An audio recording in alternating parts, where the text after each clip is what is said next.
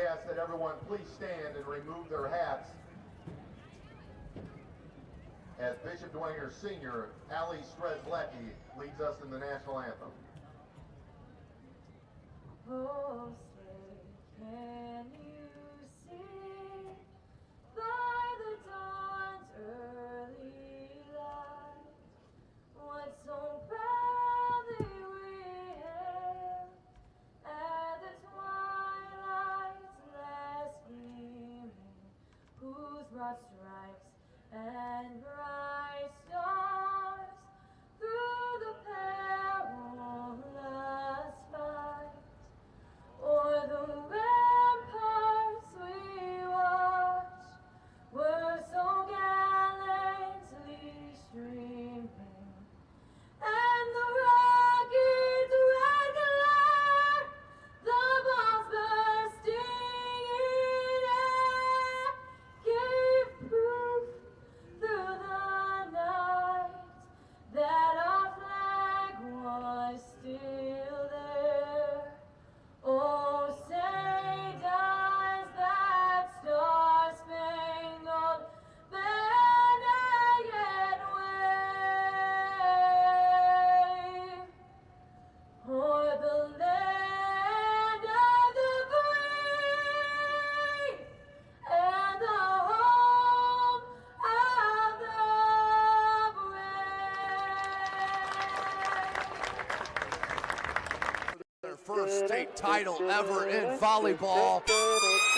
And that is it! Fort Wayne, a city of champions. Athletes making their names known. On the field, Quick out to Craig Young. Uh-oh. This could go the distance, ladies and gentlemen. A 64-yard pitch and catch. and in the water. Everybody into the pool. This season, the competition And that's deflected in. is getting colder. Game tied with Spartans Paul Lee with the conference best 18 points. Hockey is back for the 2017-2018 season. Our cameras are on the 6 city teams. Live stream games to Facebook and YouTube. Coming September 23rd, only on SummitCitySports.com.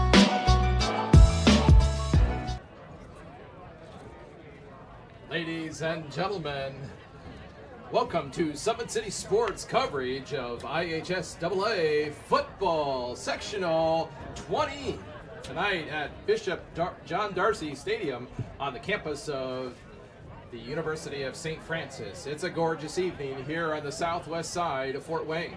Our game time temperature is in the low 70s. A perfect night for football here on SummitCitySports.com. To follow SummitCitySports.com, go to Twitter, follow us at 260 Sports, like us on Facebook, or subscribe to our YouTube channel. My name is Michael Mortensen, and I am here with former coach and official CJ Graff. Welcome to Summit City Sports. Coach Graff, we're thankful that you're here tonight. It's a great joy to be here and get a chance to watch two good football teams. You know, I think a lot of people might look at this game and think that Southside, having lost big in week 3, 48-14, that they don't stand much chance. But I'm here to tell you, those kids work hard every week, and who knows what can happen in the first round of sectionals. There's a lot of people on the south sideline that are looking at last year's sectionals last year when Southside took out Leo in a big surprise. Big surprise last year. Leo, you know, a perennial favorite, a perennial strong football program, and Southside beat him in that first week. So, you know, it's like a new season when you start sectionals, and everybody's anxious to get out there and work hard to try to advance to the next round. As Coach said earlier in the season, in week 3, the Saints beat the Archers 48-14 at the Jack Weichert Stadium. And while the Archers lost, one thing took place in that game that may give the Archers some hope, and that's Mikael Stevenson was inserted as quarterback. He's now the 5th best QB in the SAC in terms of overall yards. The Saints have only lost 3 games, though, all season, 2 that were heartbreakers to Carroll and Snyder. The only game the Saints were blown out was against Homestead, which the Archers played competitively last week. The Archers do remember that big upset last year, and I'm sure that played into their psyche going into this match. Now the captains are going out to the center of the field, where they'll find out who will win the toss. It's always nice pageantry. You, as a former official, you've been down right there in the middle, Coach. Yeah, many times. You know, the actual coin toss takes place at about 20 minutes before the game. This is just, as you said, ceremonial. It looks like the Dwengers won the toss. Looks like they declined. Did they decline? I didn't see the. So now the captains will shake each other's hands, and off we go here in a few moments. The Archers are coached by Roosevelt Norfleet, who's 7-34.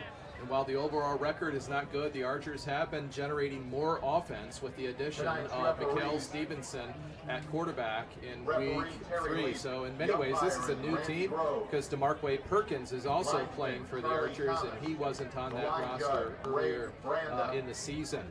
And as you know, as you were mentioning to me earlier before we came on air, he's 5th in the conference in reception. So you know that can make a big difference tonight.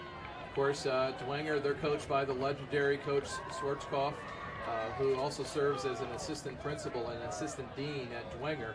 Schwarzkopf is in his 15th year, where he is 145 and 48. Well, I think this could be described as a David versus Goliath. The pig from the New Sentinel says Bishop Dwenger will win by 24. He said that Dwenger's lost some heartbreakers, and yet they believe they will win this, not only this game, but look good for Sectional 20. The officials have blown their whistle number 24, who is Matt Garrett, one of the leading kickers in the SAC. He puts that ball on the 40. For the Archers, they have Mikhail Stevenson back. He's one that can turn it in a hurry, but a short kick, and Amari Green's going to take it, go off to the left-hand side, now tries to get up the middle, and he's going to be gang tackled and pushed back by the Saints. Looks like the ball can be marked there at the 40-yard line from his forward progress. Number 3. I don't know that they ever started the clock. It says 12 minutes. Yeah, it doesn't look like they started the clock. Well, perhaps we all have a little jitters. Sectionals is jittery for everybody, officials included. It won't be my last mistake tonight. The ball is at the 30. We have Mikhail Stevenson with draped on the right-hand side with Markaelen. And Stevenson's going to throw it deep to DeMarquay Perkins. He's going to gather that ball in, see where they will mark it out of bounds. But what a way for the Archers to start tonight. Ball's at the 42-yard line of Dwenger. Yeah, they put 3 receivers on one side and went 1 receiver to the other side to take the safety out of the play and got one-on-one coverage over there and let let Southside's player just beat the Dwenger corner down the field.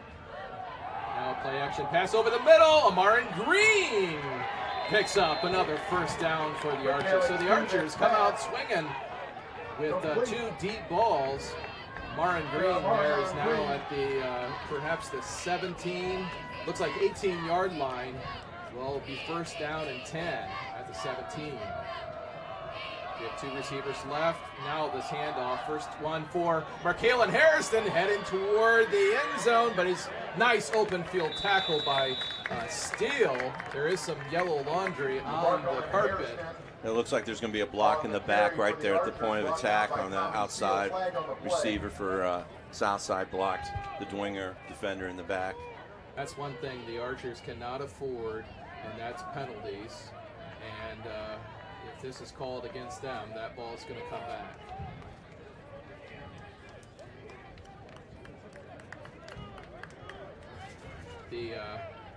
The officials are conferring.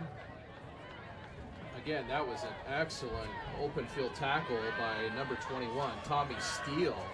He's a good receiver as well as a quarterback. Block in the back by the Archers. There is a block in the back, at least that's what the announcer has said. That's what the official motions.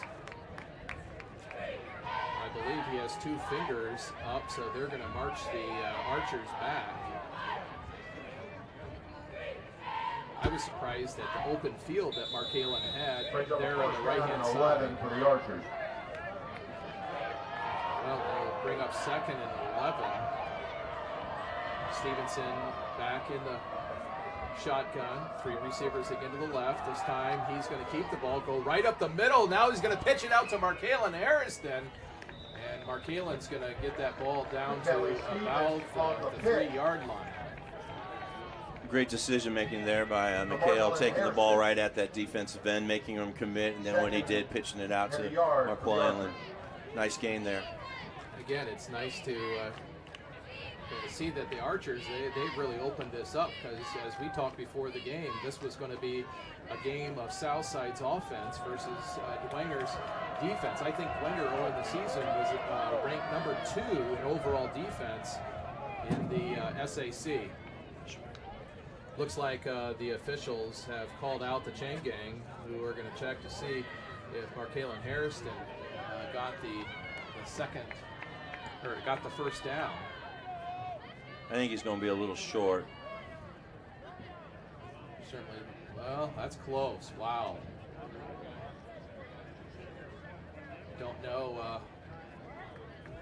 As we're looking at it, look, the official holds up 2 fingers, so it's going to be 2nd down, I believe. It'll be 2nd down, and it looks like about half a yard. Half a yard. Do you miss officiating on these kind of games? These are the games you miss. The big lights on a nice field like this, on a college stadium. This is exciting. When I got out of coaching, I went to officiating, so you could still enjoy the pageantry of football and the excitement, and not have to worry about wins and losses and watching game film the next morning.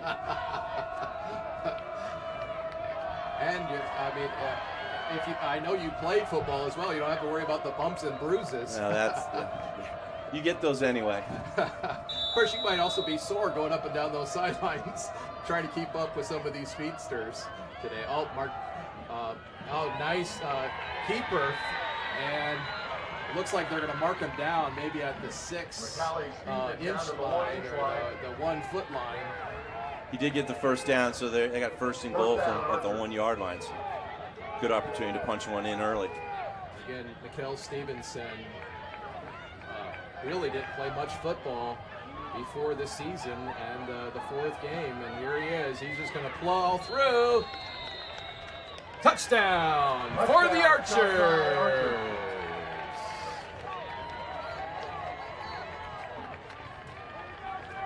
So just like that, here with 10:35 here in the first quarter, the Archers go up 7-0. I don't know about you, Coach, but I didn't quite expect that kind of response thus far in the game. Well, I think Southside came out with a game plan and was trying, went to the air right away and caught Dwenger off guard. Mikkel Stevenson threw 2 real nice balls on that 1st and 2nd down. First play and 2nd play to get him downfield. And Coach, that's J.C. Jones. J.C. Jones starting point guard on the girls basketball team, doing double duty on the football team. Quite an athlete. That was a high snap, and yet they were able to pull that down. The defender kind of crashed out of the ground, and she kicked it nice and high and right through the end zone. So good for J.C. Jones, who is the point guard for Juanita Goodwell's Lady Archers. Now the Dwenger Saints, they're going to kick it off. We want to thank again our sponsors, Parkview Sports Medicine, who's been through with us throughout this season, and in every game that we've covered, whether it's been soccer or football, tennis, golf, and soon will be basketball season, girls and boys. So we thank Parkview Sports Medicine. We'll show a little love to them a little bit later This time the Archers are going to kick it off. That's number 16, Brandon Eldridge. Nice kick down to about the 12. I think that is Steele coming up here on this side, and he gets a crease. And he's going to get out to about the 50-yard line. For the Saints, knocked out of bounds by Brandon Eldridge. So the kicker, who's one of the leading sack artists for the Archers, he's the one who ultimately kicked Steele out of bounds, but not before the ball comes just shy of the 50-yard line.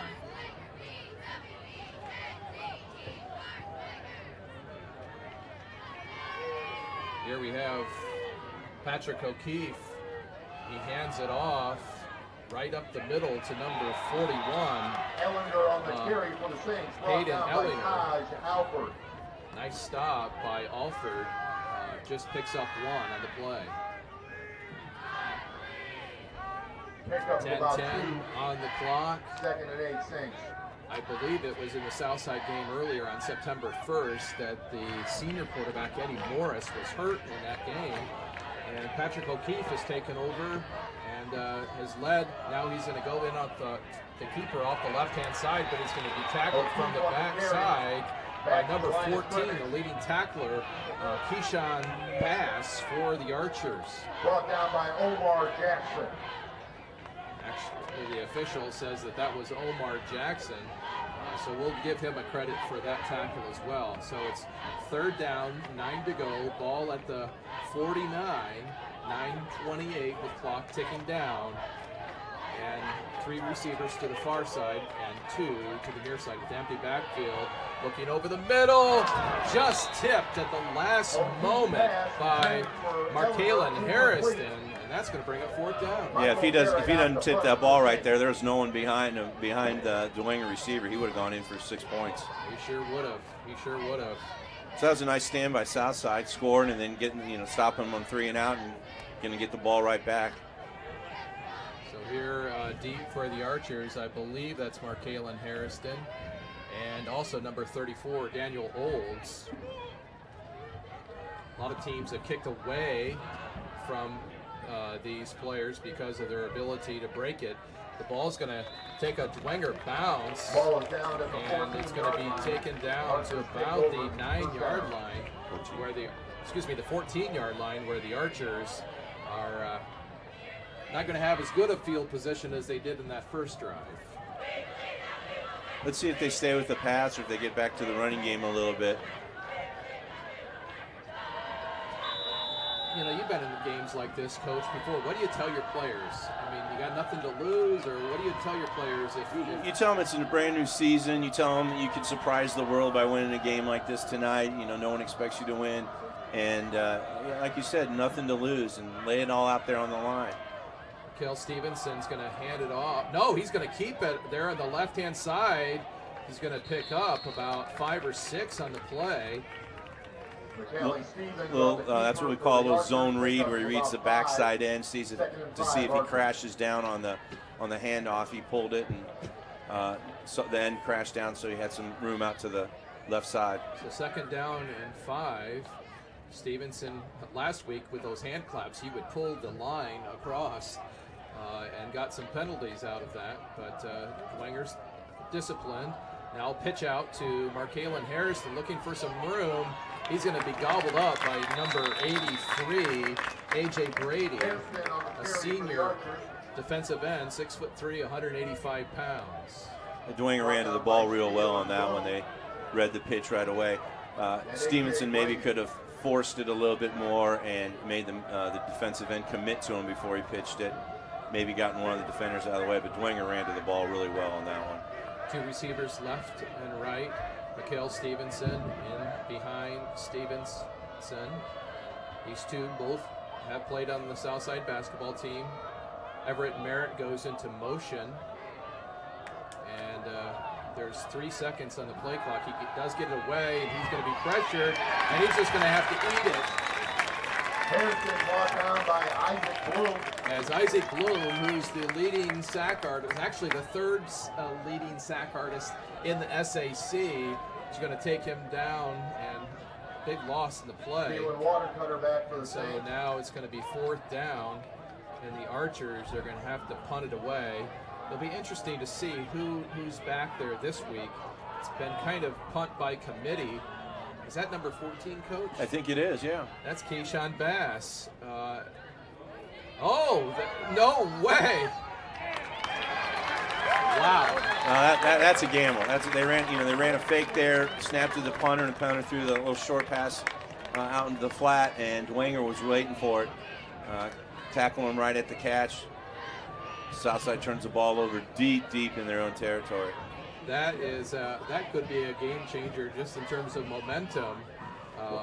Well, you know, when you're leaving it all out on the line, like we talked about a minute ago, sometimes you take those risks and hope they pay off. When you're 1-8 versus 6-3, yeah. Sometimes you're going to win those, and sometimes you're not. This time we have the split backs, and this time it's going to be handed off to Clark, I believe that is, and he's going to scamper around and touchdown! Bishop Dwenger! That didn't take long after the turnover. Or after the turnover on downs, I should say. No, it didn't.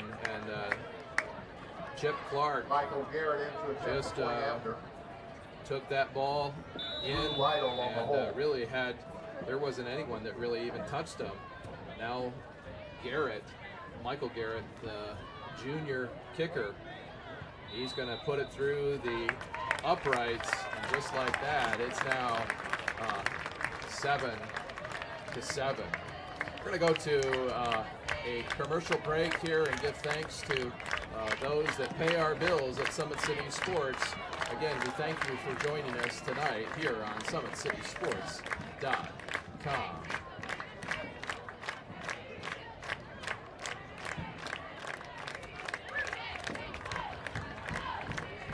How do you design one of the most advanced DRs in the country?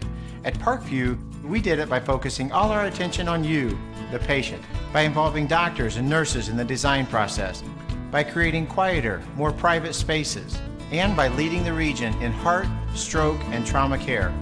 This is not your typical emergency room. It's Parkview. In an emergency, isn't this where you'd rather be? Parkview, your partner in health.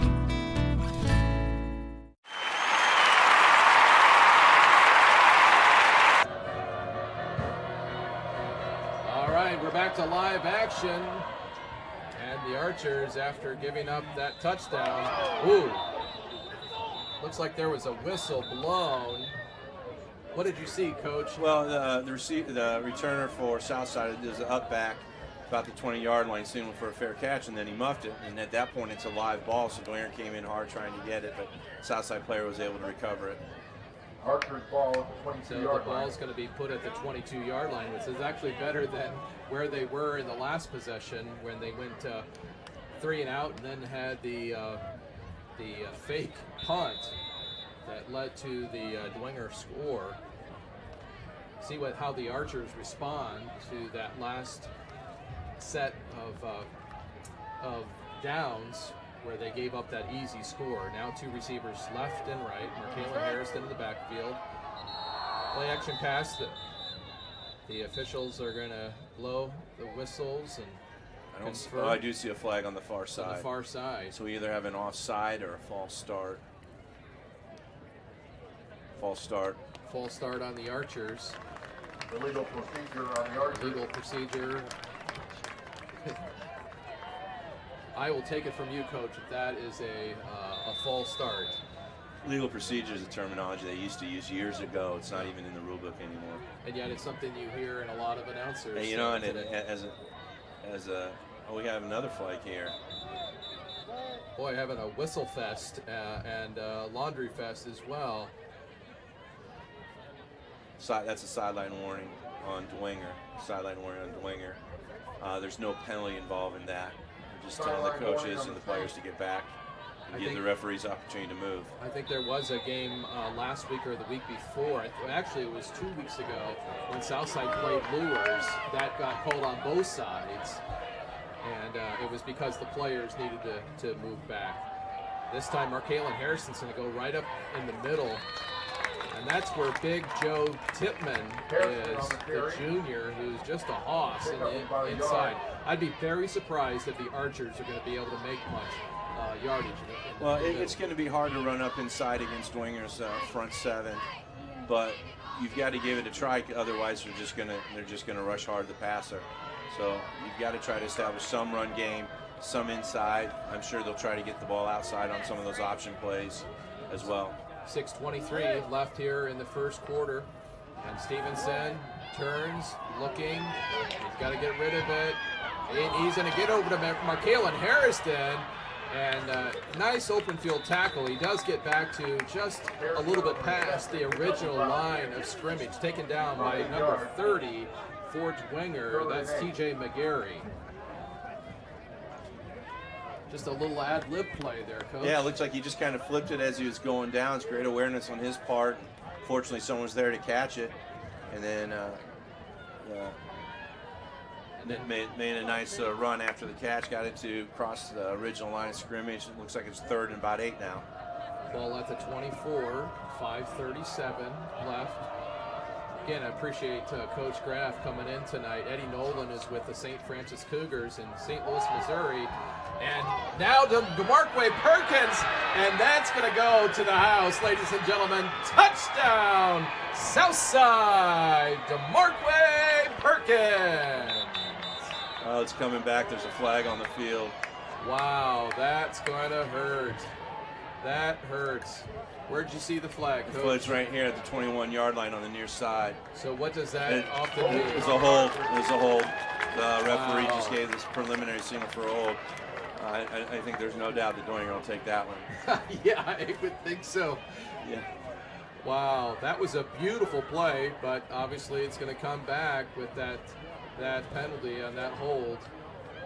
And that's not only going to be missing the touchdown, but they're also going to go back 10 yards. And that was actually behind the line of scrimmage, so they're from the play. It's from the spot of the foul on holds, so it's going back from the 21, and they were almost out to the 25. So. Wow, that is a costly penalty. And yet, those things are going to happen. We'll see how the Archers respond to adversity. We said if they're going to win this game, they're going to have to play near perfect. And when it comes to penalties, and they've already committed 3 penalties. We're not even through the first quarter. That's the kind of stuff that you look back at and you kick yourself. We have 3 receivers now to the far side, 1 to the near side. Stevenson looking. He's going to come this side. This time Omar Jackson. Omar just runs out of real estate on the near side. And the ball falls to the ground. Nice coverage, though, by the Dwenger. Yeah, the Dwenger player was running right with them. There was no room to fit that ball. And it was a nicely thrown ball. There's nowhere to fit that pass in. Well, here the Archers are again in a similar position. I'm going to see if that's Keyshawn Bass, number 14.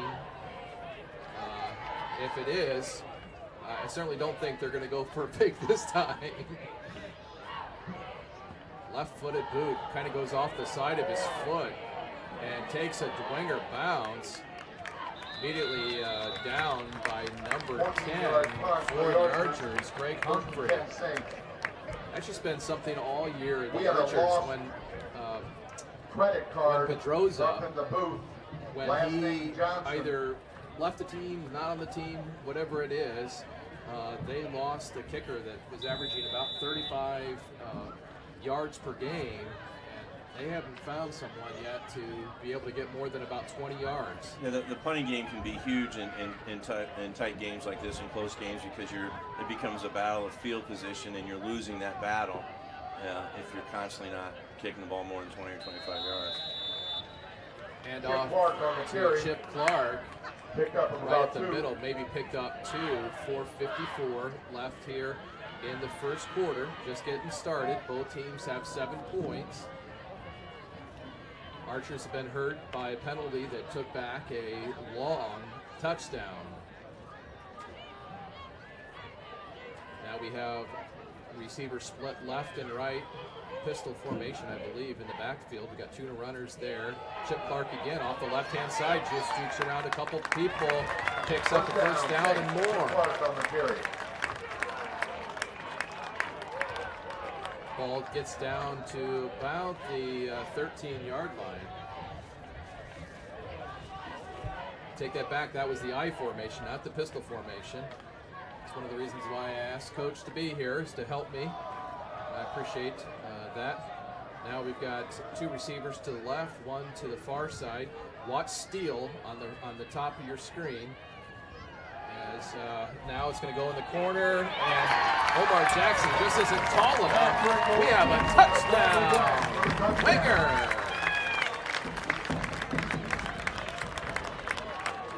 So just like that, with 4 minutes to go, Bishop Dwenger has taken a 13-7 lead, and Garrett will go in for the extra point. He's been essentially on the money all season, only missing, I believe, one or two. Once again, Michael Garrett drills that right through the uprights, and so Dwenger is now taking a 14-7 lead. On that last touchdown, the quarterback Patrick O'Keefe threw a real nice ball to the corner of the end zone. Omar Jackson, defender from Southside, thought he could make a play on it, but was able to drop that ball just over the defender, right into the hands of the receiver for Dwenger, Bradley Black, which I believe that's his second touchdown of the year. Huh. That has to be exciting for him. Well, we're going to give Summit City Sports a little publicity here. We thank them for their coverage of all these games throughout the season. Friday Night Lights. Fort Wayne football from the comfort of your own home, or when you're on the go. The same night the pigskin touches the end zone, or is stopped dead in its tracks. 10 teams, 5 games, 1 website. SummitCitySports.com. Live streamed high school games, score updates, and news hub for all Fort Wayne athletics. Find us on Facebook, Twitter, YouTube, and we're back to live action. And the ball is kicked to Gerald Little, who goes down that left-hand side and is going to be taken out about the 49-yard line of Dwenger.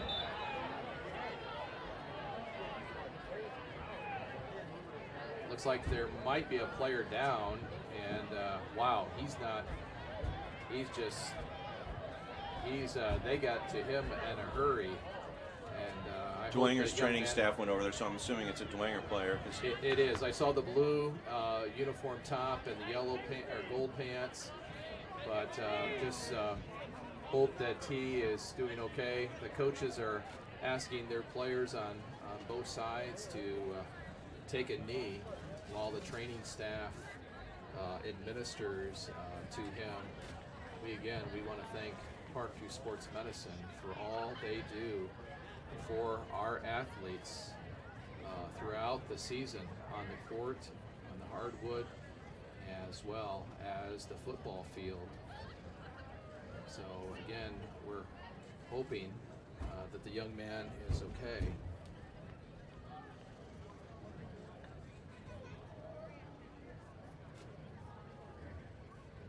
Again, Coach, I appreciate you being here tonight. I'm sure there's other things as a teacher you could be doing on a Friday night. Oh, at the end of the week, this is one of the places I'd like to be. You know, you work hard all week and teach, and you enjoy that. But teachers, just like the students, they enjoy their time away on the weekend.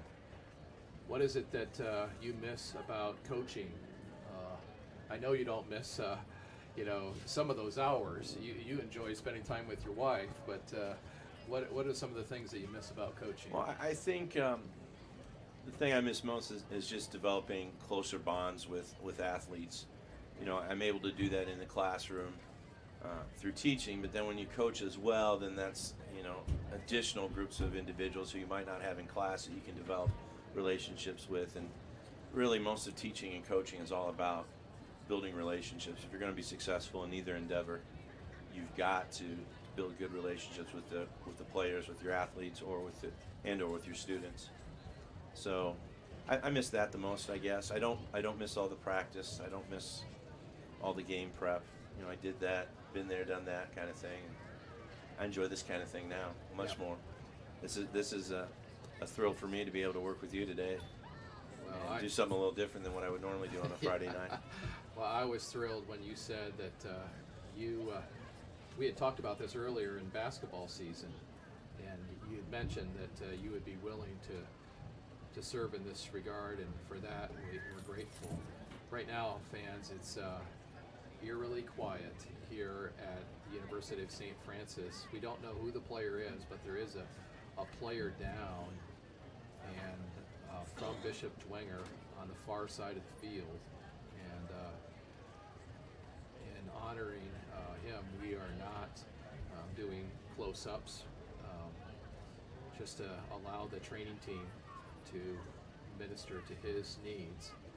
Once again, we want to thank Parkview Sports Medicine. It's game on. Our athletic team of experts in orthopedic surgery, athletic rehabilitation, nutrition, and sports performance training offers athletes, coordinates care, and instant access at the new Parkview Ortho Express Clinic inside the Parkview Sports Medicine Field House. Also, ParkviewSportsMedicine.com is the new go-to for local sports with scores and highlights for all area schools. Parkview Sports Medicine wants to celebrate the accomplishments of athletes on and off the field. Check it out at ParkviewSportsMedicine.com. To make Parkview Sports Medicine part of your team, give them a call at 266-4007 or log on to ParkviewMedicine.com. While the officials are attending to the player across the way, we're going to go to a commercial and give you a chance to hear from one of Fort Wayne's best, and that is Jalen Smith, who's now with the Dallas Cowboys. With active science, just the overall objective of having better physical activity along with gaining knowledge and wisdom, it aligns with everything I stand for, with clear-eye view and having a determined belief, earned dreams and a focused vision. So I got Grace the Magnificent here with me. So we're gonna go through a little activity. What I want you to do is try to get past me, NFL linebacker. You get past me, I'll do 10 jumping jacks. But if I tag you, then you do 10 jumping jacks, and then we'll flip it around and see if I can get past you, all right? All right. All right. Blue 42. Oh. Oh. 2. Count it out. 4, 5, 6, 7, 8, 9, 10.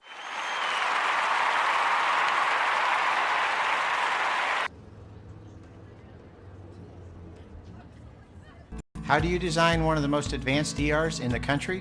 At Parkview, we did it by focusing all our attention on you, the patient, by involving doctors and nurses in the design process, by creating quieter, more private spaces, and by leading the region in heart, stroke, and trauma care. This is not your typical emergency room. It's Parkview. In an emergency, isn't this where you'd rather be?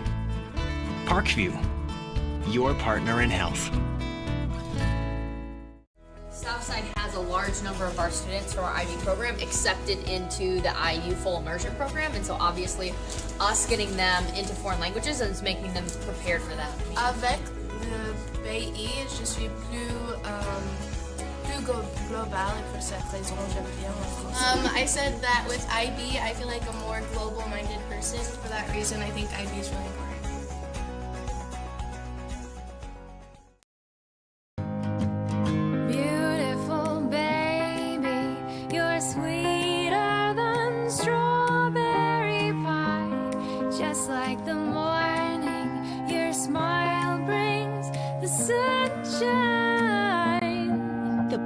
Family Birthing Centers, with everything you need for baby, plus birth planners, expert physicians, midwives, and more for you. I'm a Parkview mom. You can be too. Learn more at parkviewmom.com. It's more than winning state championships and titles. It's more than challenging your cross-city rivals. FWCS Athletics brings out the best in students, giving them confidence, discipline, and a will to persevere. See how we compete and see what we do at fortwayneschools.org.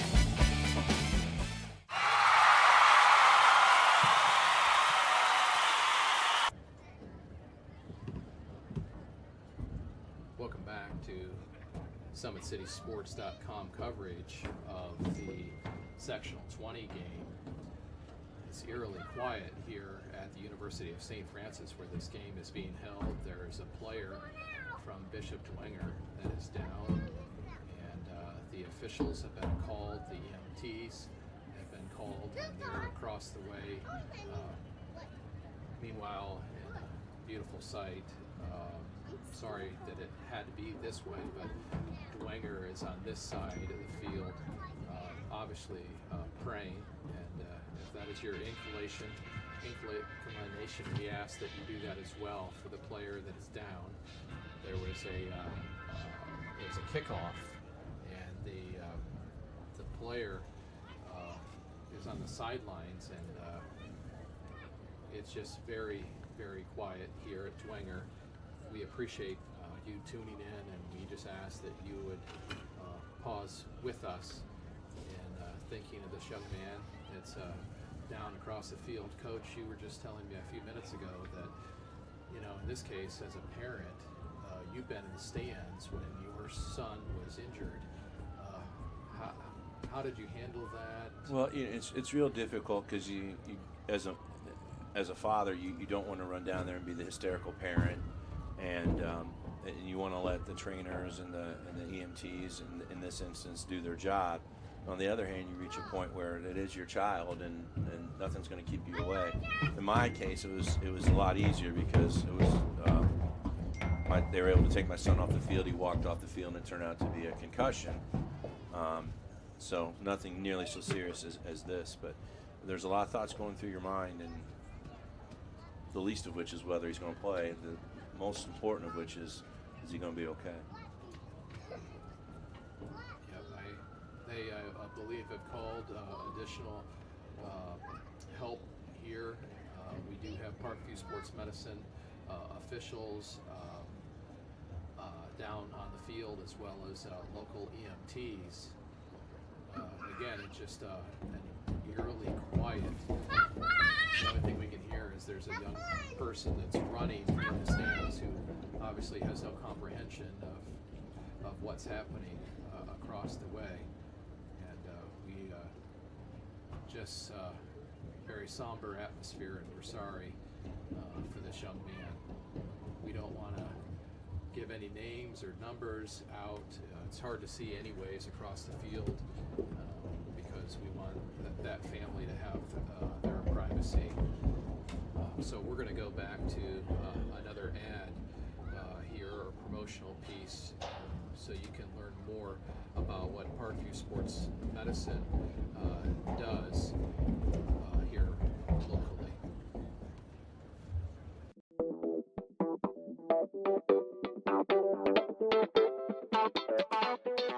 Pilates therapy is using the Pilates technique in a therapeutic way. Pilates itself is just using, we would use equipment, Pilates equipment, to work on precise movement patterns in the Pilates method in that rehabilitation process.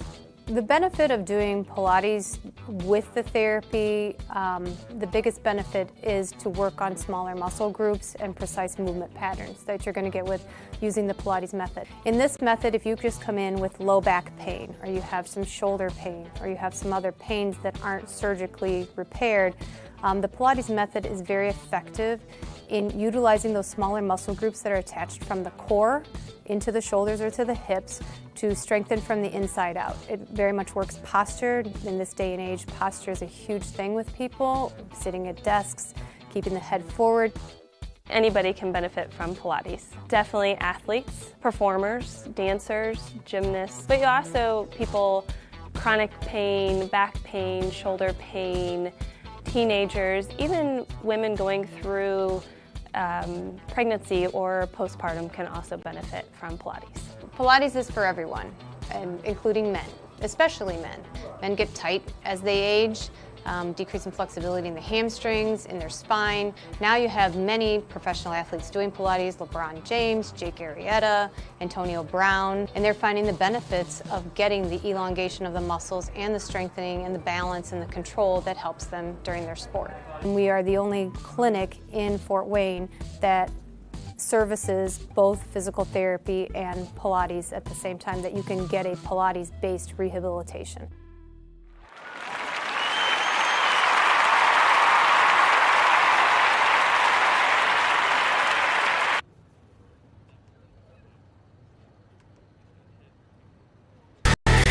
Friday Night Lights. Fort Wayne football from the comfort of your own home, or when you're on the go. The same night the pigskin touches the end zone or is stopped dead in its tracks. 10 teams, 5 games, 1 website. SummitCitySports.com. Live streamed high school games, score updates, and news hub for all Fort Wayne athletics. Find us on Facebook, Twitter, YouTube, and SummitCitySports.com. How do you design one of the most advanced ERs in the country? At Parkview, we did it by focusing all our attention on you, the patient, by involving doctors and nurses in the design process, by creating quieter, more private spaces, and by leading the region in heart, stroke, and trauma care. This is not your typical emergency room.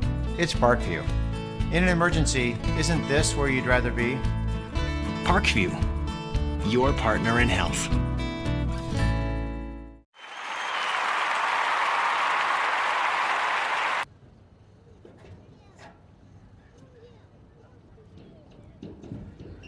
Fans, we're back here at the St. Francis campus, University of St. Francis, where there has been an injury timeout, and we're hearing some preliminary reports that the player that is down is moving all of his extremities. You can see on the other side of the field that the Southside football team and their fans are standing. There is an ambulance on the 50-yard line, and so it's just been a very tense moment and time here as we have tried to give as much time and space to the officials and to the emergency medical personnel as they've ministered to the young man on the sidelines. Again, we can't even see the player that was down. I think I heard, Coach, you took this message. I think I heard that they're going to take him in just as a precaution. Is that correct? They said that he's moving well. Apparently, one of the coaches for Dwenger is his father, and said that he's moving well, and he looks like he's okay, but they're going to take him for precautionary reasons. Coach, obviously you've been in situations like this. It's great to see the fans on both sides clapping for the young man. The game still goes on, as difficult as it is for the fans, the players, and the coaches. What do you do to keep your players in the game? It's difficult sometimes, especially if it's a player that's really popular with all the players. Someone who's all players are popular, but there's some that are more popular than others. That's just the way life is sometimes, and it's hard sometimes for kids to get back into the flow of the game and be able to block that out long enough.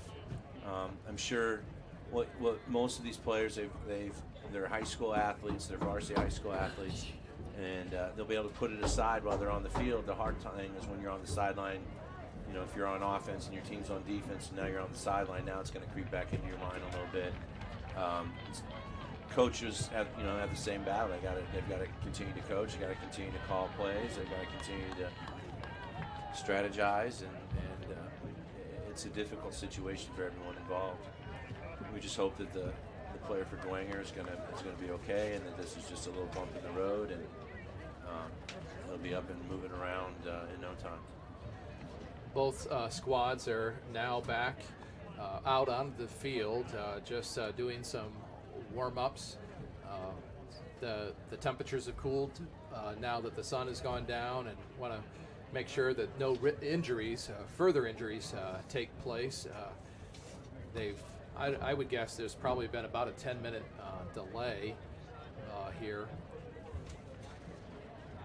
I know, even as a broadcaster, it's one of those things that's kind of tough to watch. You know, I'm a parent, you're a parent, and you just think about, you know, if that was my son in that ambulance, you know.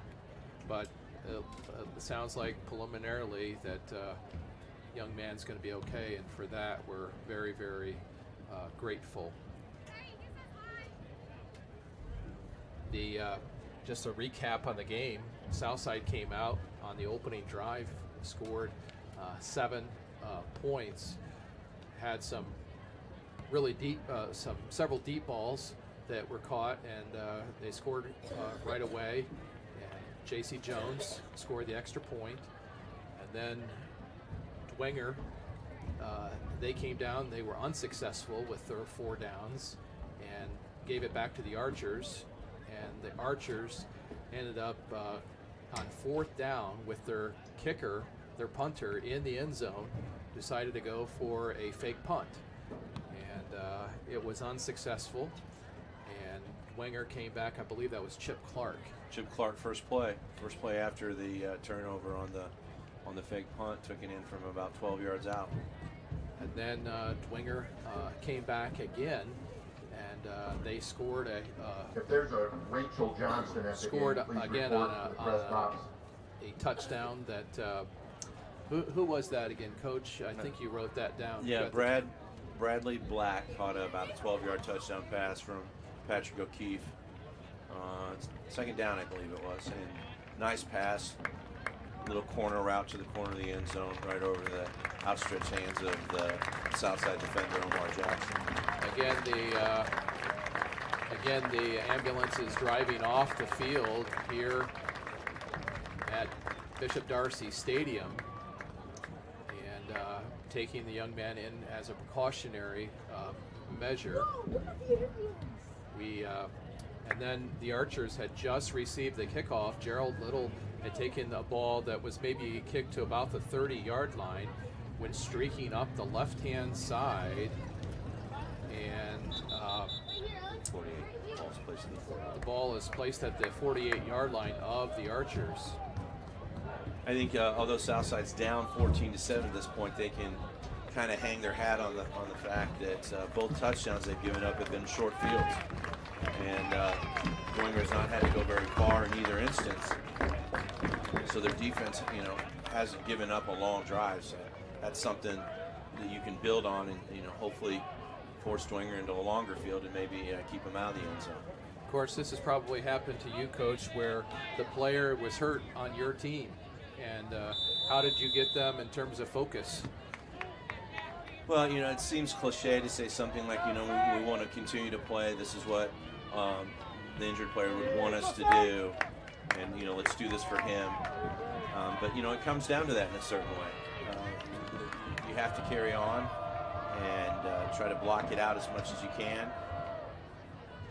Now we have play has resumed with 3:50 left in the first quarter. About a 10-12 minute delay, I would say. And Markalen Harrison's going to just barrel up the middle to go in the big boys of Dwenger. That was a nice little play. They found a little seam up the middle. He made a couple jump cuts and was able to pick up 5 yards. So 2nd and 5, or maybe a long 4. It's a nice situation to be in. I'm going to let you take play-by-play just for a minute, taking care of a technical. Okay, we got another handoff to Mr. Harrison up the middle. Got about 2 yards that time. It's going to bring up a 3rd and a long 3. 3:03 left here in the first quarter. Ball's at the 45-yard line.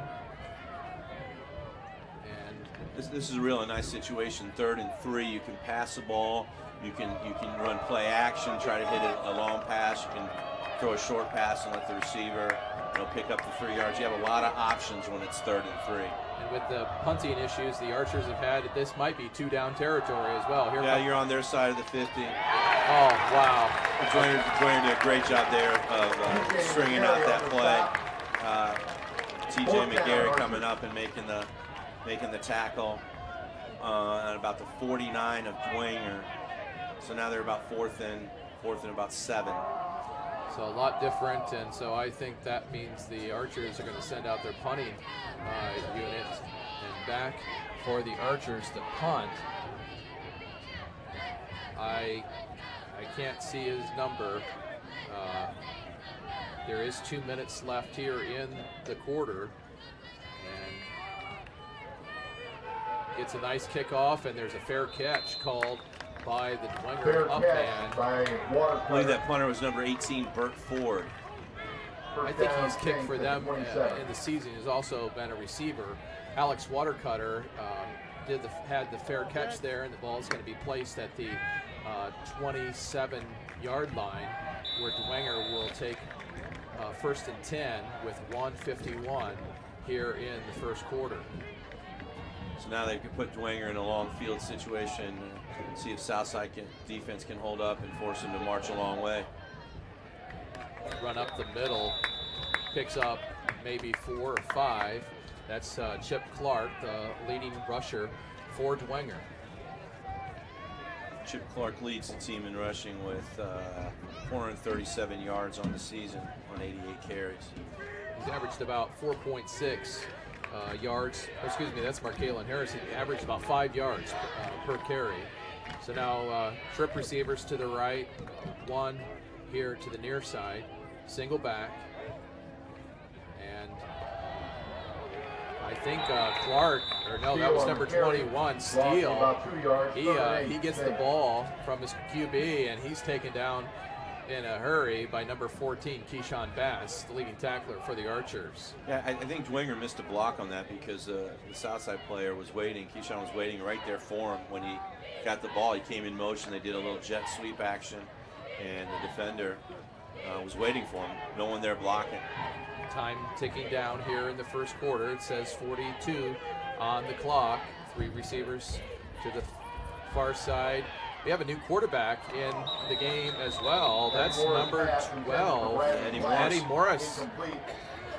So Eddie Morris, he is the senior.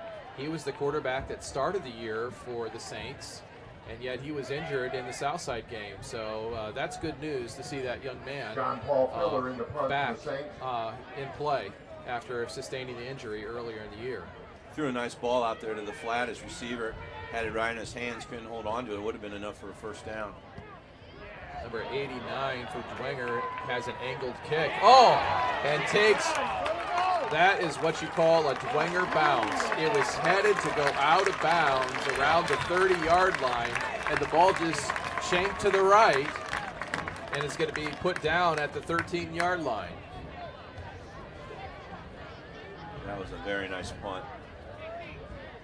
Of course, they have a new punter in the game now. That was number... Is that number 89? Yes. 56-yard punt. Will Nelson. 50. John Paul Phillips. John Paul Phillips, 56-yard punt. And so that puts the Archers back at their 14, and they that's where they started on the possession when they ended up with the fake punt. So 21.8 seconds left here in the first quarter. 2 receivers left and right. Stevenson with the pink socks and the pink armband. Puts his hands together. Play action. Looking over the middle. Almost intercepted by number 82, Alex Watercutter. Pass was intended for number 22. That's Everett Merritt. Second leading. Charlie Howe on the coverage. Second leading receiver for the Archers. So the ball will come back to the 14. It's 2nd and 10, and there's 16.1 seconds left here in the first quarter. Again, about a 12-minute delay due to an injury for the Saints. If you're just joining us, that player was taken to the hospital. We've only heard reports who it is, but we're not going to spread who that might be in case we're wrong. And but the good news is that supposedly it was just for precautionary reasons, and the young man was moving all of his extremities. So the Archer is going to be called another false start. For a false start, and that's going to, is that going to be half the distance, or is that 5 yards? No, they're outside the 10-yard line, so they'll do the full 5. If it was inside the 10, and then then they would do it. No, they'll go full 5, so they're back to the 8-yard line, second and quite a bit. Yeah, second 15. Yep. 16.1 seconds. Archers. Dwenger's done a nice job in stopping the run, and we expected that. Now we have a fake pitch. Now Markel Stevens runs into his own player, but then he finds some open space, finally runs out of bounds, gets a first down. That young man is dangerous. He's very shifty. That run started off to the left side, and running back out in front of him. Even ran into his own player. player. Harrison's out in front of him, and then Dwenger over pursued a little bit, gave him a cutback lane, came all the way back to the right side, and gained about 20 yards. Well, that's going to be the end of the first quarter. Quite eventful here. It's 14-7. The Bishop Dwenger Saints over the Southside Archers. We've had a significant injury timeout, but we've resumed play, and we again thank you for joining us here at for Sectional 20 action here at the University of St. Francis. Friday night lights. Fort Wayne football from the comfort of your own home, or when you're on the go. The same night the pigskin touches the end zone or is stopped dead in its tracks. 10 teams, 5 games, 1 website. SummitCitySports.com. Live streamed high school games, score updates, and news hub for all Fort Wayne athletics. Find us on Facebook, Twitter, YouTube, and SummitCitySports.com. Come back by to talk about how Southside really needs to kind of change the field position. Here we are again, ladies and gentlemen, back at the University of St. Francis with the Bishop Dwenger Saints leading the Southside Archers. Coach, during break, you were mentioning perhaps field position? Well, I think that last play by Mikhail Stevenson is a big play because it allows Southside to get out away from their end zone and maybe change the field position situation. And maybe if they don't get another first down, they can at least pin Dwenger a little bit deeper than they have in the past. We have Amarin Green goes into motion, looking way deep. There's no penalty flags called. The Archer was looking back. I don't think the Archer coach appreciates the no call, as it didn't appear to me that the Dwenger defender was looking back. The rule change in high school football this year is they don't have to be looking back at the ball. They can, quote, face guard. They just can't make contact. So apparently in the back judge's opinion, he did not see any contact that interfered with the receiver's opportunity to make the catch. That was about a 70-yard pass there for a high school kid. That's a nice throw. Yeah. Maybe should have aired it out a little sooner because the receiver had to wait on it a little bit, gave the defender a chance to catch up. 2 receivers left and right. Mikhail Stevens pitches it out to Markeelan Harrison. And he's going to pick up 3 or 4. And that's about 5 yards. Going to be make 3rd down and probably 5 or 6. 6 or a long 5, yeah. That was a nice play. Again, they've run that option play a couple of times where Mikhail Stevenson attacks that outside defender and waits for him to commit and then pitches the ball back to Markeelan Harrison and got a nice 4.5-yard run there. So now receivers split left and right. And Mikhail's looking, there's a blitz. And, steal. No, that's number 37 for Dwenger. Charlie Howe. Wow, he really played that well. Came back and just picked that right out of the air. And again, we call that being in the hip pocket of the receivers, right there in the hip pocket. Ball was underthrown a little bit, was able to make a nice play on the ball and make the interception. So now with 11:39,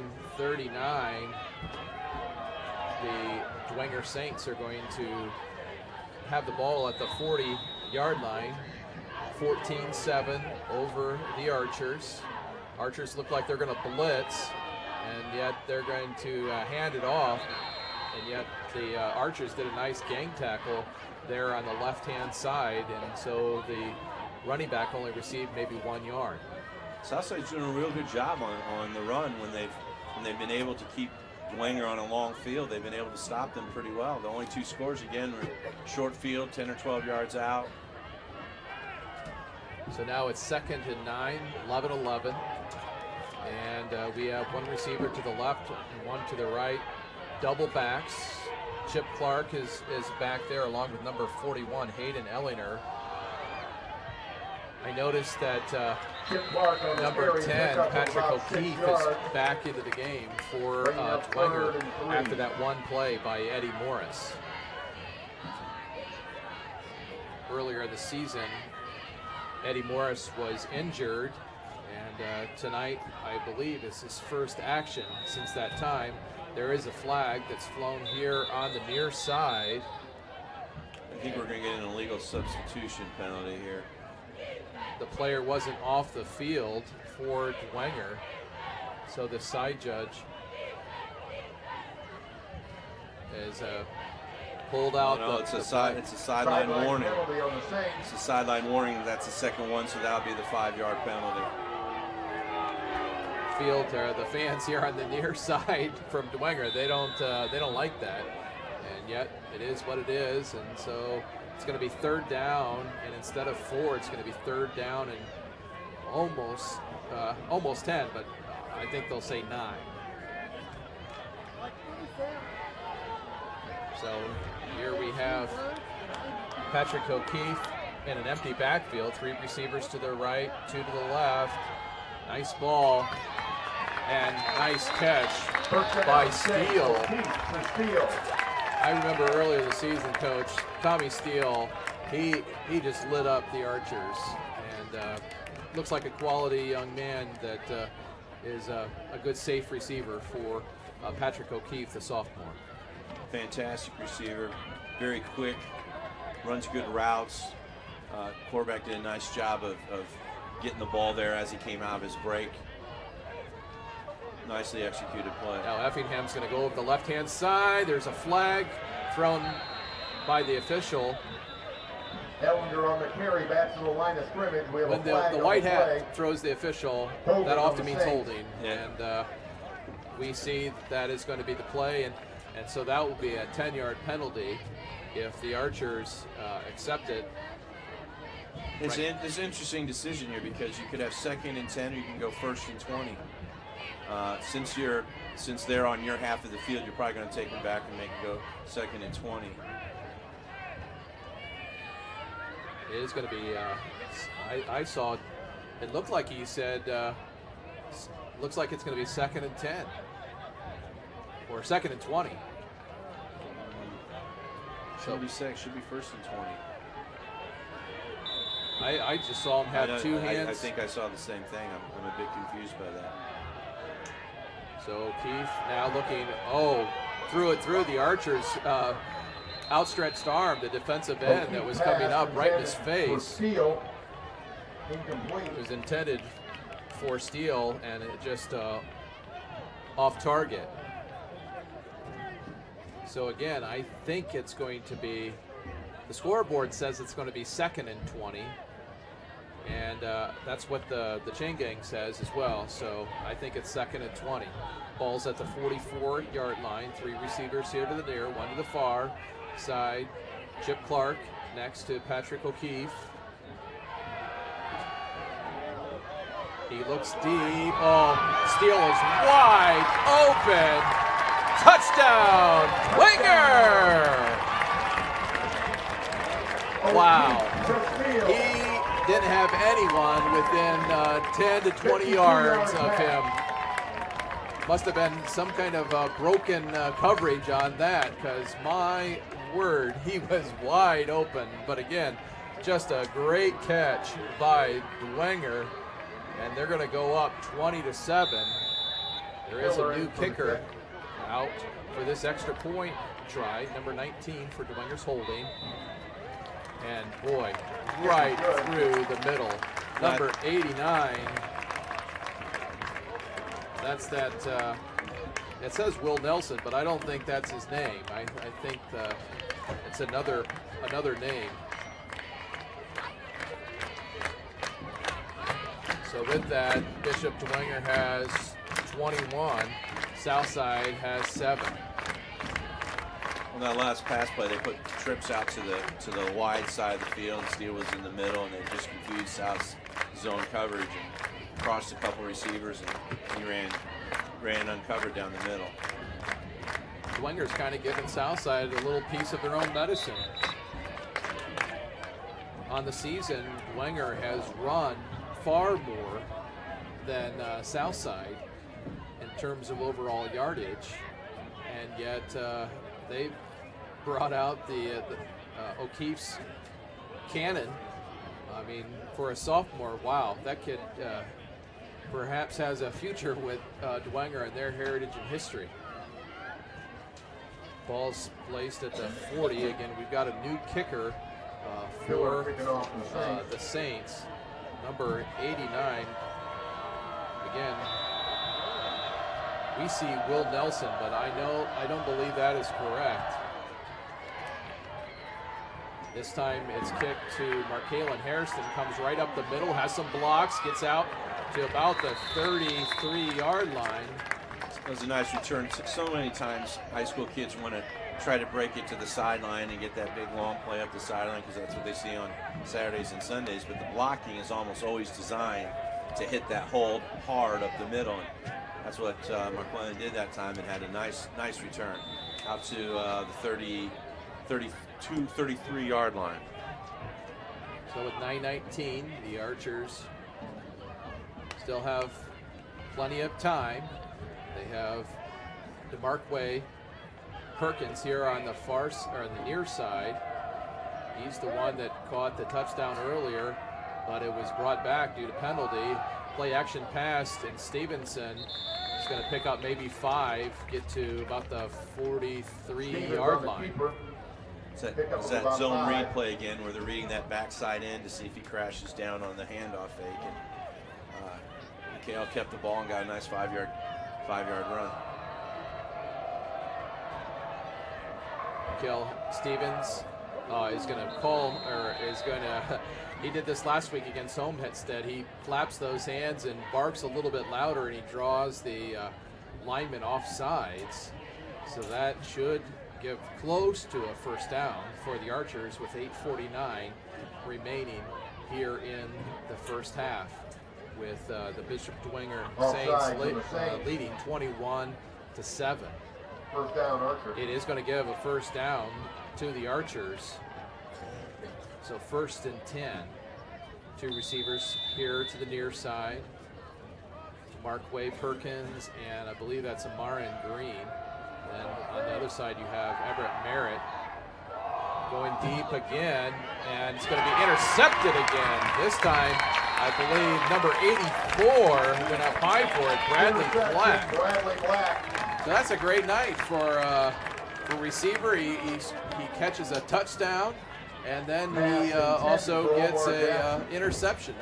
Makes a great play on the defensive side of the ball as well. Again, the ball looked to be a little bit underthrown. Southside trying to go for the big play.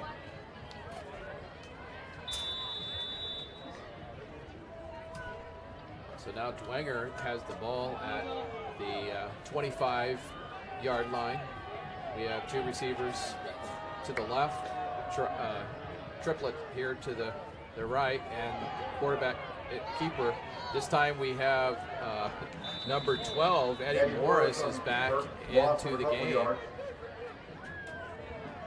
Due to injury, he kind of lost his starting role, and yet he's now back out there and moving forward in sectional action. It's always good to have 2 quarterbacks that you can rely on, whether it's throwing or running. in this case, Eddie Morris ran. I think maybe with the 21-7 lead, they're trying to get both quarterbacks a lot of time, a lot of play. So as you say, you never know who you might need down the road. I know the pig suggests that Dwenger will win this sectional. Shovel pass up to Steele. About 4 yards, And picks up 4 down. Wilborn. Falls out to about the 29-yard line. I believe Eric Wilborn was the tackler on that play. So big third down. Southside needs to make a stop here so they can get the ball back and do something before the end of the half. 27-24, or excuse me, 7:21 left here in the half. And, Brandon Eldridge almost picked up his 6th sack on the season. And yet Morris was just able to maybe pull not a Cam Stevens, but a Mikhail Stevenson move and get out and release the ball downfield, but it was going to be fall short. I heard John Paul, but I'm not sure. Sounded like it was John Paul Fuller. John Paul Fuller. We'll have to see where he is on this list. Back for the Archers, they have Armand Green, and we have Mikhail Stevenson's the quarterback. We have Markalen Harrison. Punt's going to go out about the 50-yard line, where the Archers will take over, kind of reverse the field of play. That's exactly what we were talking about earlier. They were able to hold him to a 3-and-out. Dwenger doesn't get a very good punt. Now Southside gets the ball at the 50-yard going in and see if they can do something with the shorter field and being pinned deep as they were in the first few possessions in that first quarter. That's one thing that we have found in the games that we covered for Southside this year. It doesn't matter what they've been down, they have not quit. They have continued to try to knock on that door. Not always been successful, only have 1 win on the season, but they do not quit. And with Mikhail Stevenson, only a junior, looks like better days might be ahead for the Archers. 2 receivers to the right, now pitch back to Markalen Harrison, looking for the edge on the right-hand side. He's going to get it more. First down when he's taken out of bounds. Harrison on the run for the Archers. Wow. 15-yard gain. Pickup of about 17 yards. 20-yard gain. 20-yard. No, 15. I'm a social studies teacher. Math's not my strong suit. Coach, it happens to the best of us. Let's see. 15 minus 35 is 15, right? Okay. 15-yard gain on that play. Ball's at the 35. Fresh set of downs. Exactly what the Archers needed now with 6:59 left in the half. They really want to get a score on this drive. We've got a little bit different formation for the Archers. Corey Hanna's in there. Just going to hand it off to Harrison, who's going to pick up a nice 4 yards on the play. It's going to be 2nd down. I kind of feel like if Southside would just stick with this running game a little bit and pound it on Dwenger a little bit, they'll be able to punch the ball in. They're getting 3 and 4 yards a carry. Well, you know that oftentimes it's that running game that opens the door for the passing game, and that's what Southside really wants to do. Again, number 51 for the Archers is Corey Hanna. And this time, Markalen Harrison going to try to go that way. What a great move. Looks like he was hemmed in here on the left side, was able to make a little jump cut, get back to the middle, and make a 2 or 3 yard loss into a 1 yard gain. So now we got 3rd and 5, very manageable 3rd down. That's something I was talking about with Coach Eddie Nolan last week, is that Markalen's legs just never stop. He keeps those feet moving, and that's so important on the football field. 5:42 left here in the half. I think the Archers are going to call a timeout. They had a late player coming onto the field, and so the coach said, you know what, we're just going to call a timeout. Not a bad decision. You got a big play here, 3rd and 5. time winding down in the second quarter. As we said earlier, you'd really like to get a score before halftime. Nothing wrong with taking a timeout here and making sure everyone's on the same page and executing exactly what you want to get done. We also want to thank Parkview Sports Medicine. Their trainers have already been put to use this evening with the injury that we had in the first quarter. Parkview's new Ortho Express Clinic is your new home for all your orthopedic needs. Instant access to physicians, x-rays, physical therapy, performance, and our sports dietitian are all at our fingertips at the new Parkview Ortho Express. We meet the athlete when and where they are playing inside the Sports One Parkview Fieldhouse with evening and weekend hours. Parkview Ortho Express. Learn more at parkviewsportsmedicine.com. Well, the Archers have a big 3rd down and 5. Ball at the 30-yard line. Markway Perkins here on the near side. You have Everett Merritt, 2 leading receivers for the Archers. Looks like we have the I formation. Good call, Coach. Good call. That's exactly what it was. An old power formation, fullback in front of the tailback.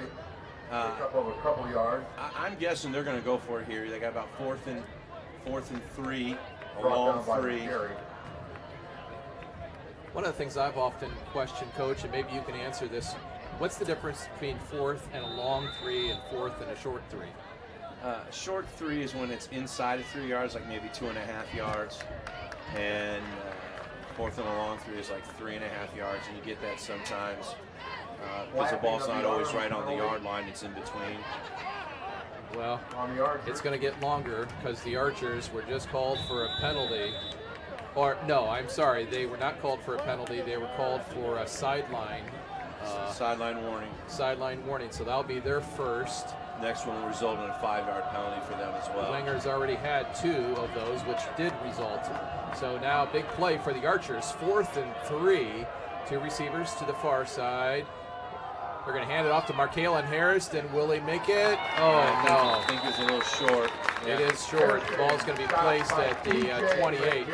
Looks like 2 yards short. Isaac Bloom and McGarry in on the tackle for Dwenger. So the Dwenger Saints will take over on downs. 4:43 left. The Archers definitely do not want to give up any more points, especially in this half. Patrick O'Keefe, the sophomore quarterback for Dwenger, is back out leading the offense.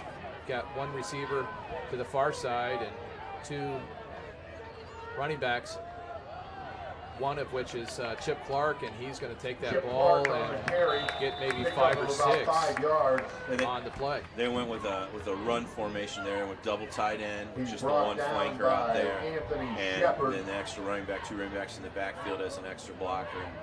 Heavy run formation. You can throw out of it, but teams jumping that they want to run the ball. So it's 2nd and 3. Same formation again.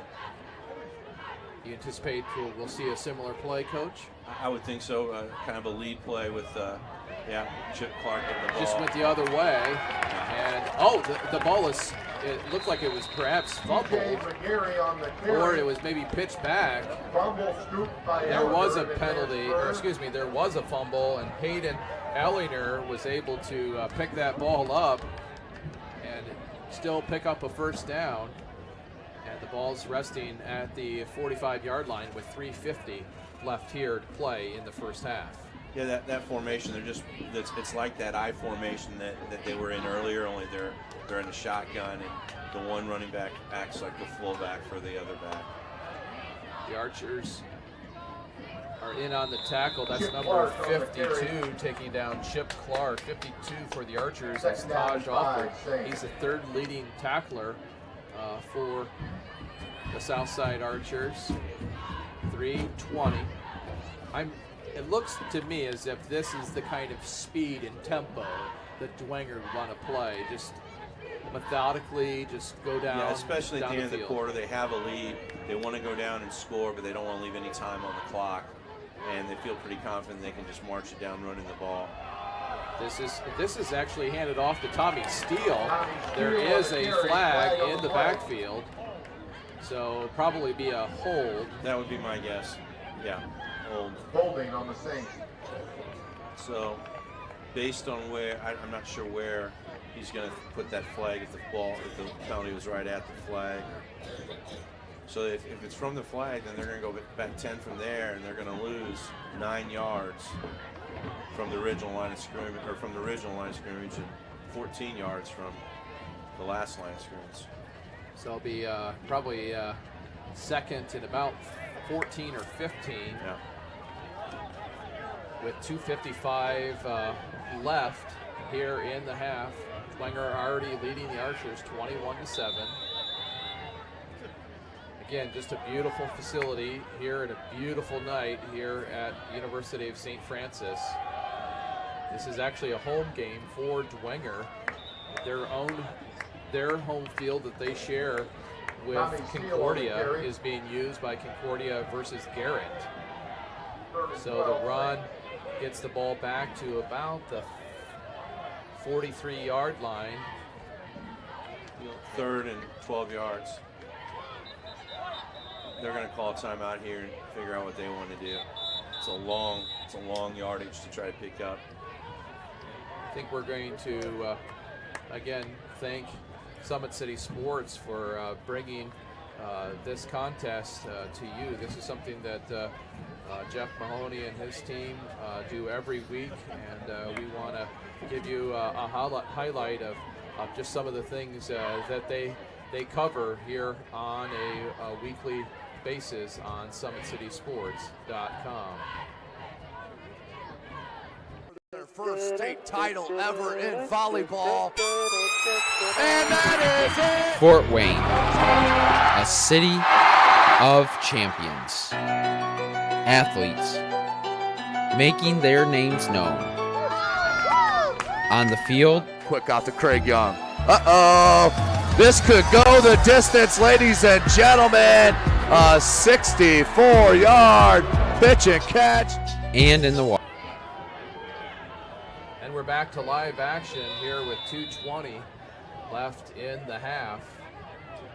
Trip receivers to the right, one to the far left, looking.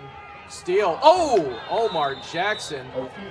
I think it was tipped by Steele, maybe misdirected just a little bit, and Omar Jackson almost came down with that. I think the ball was thrown a little bit behind him, and Steele tried to reach back for it, went off his hands, and Omar Jackson had a chance to make a play there. Couldn't quite get his hands on it.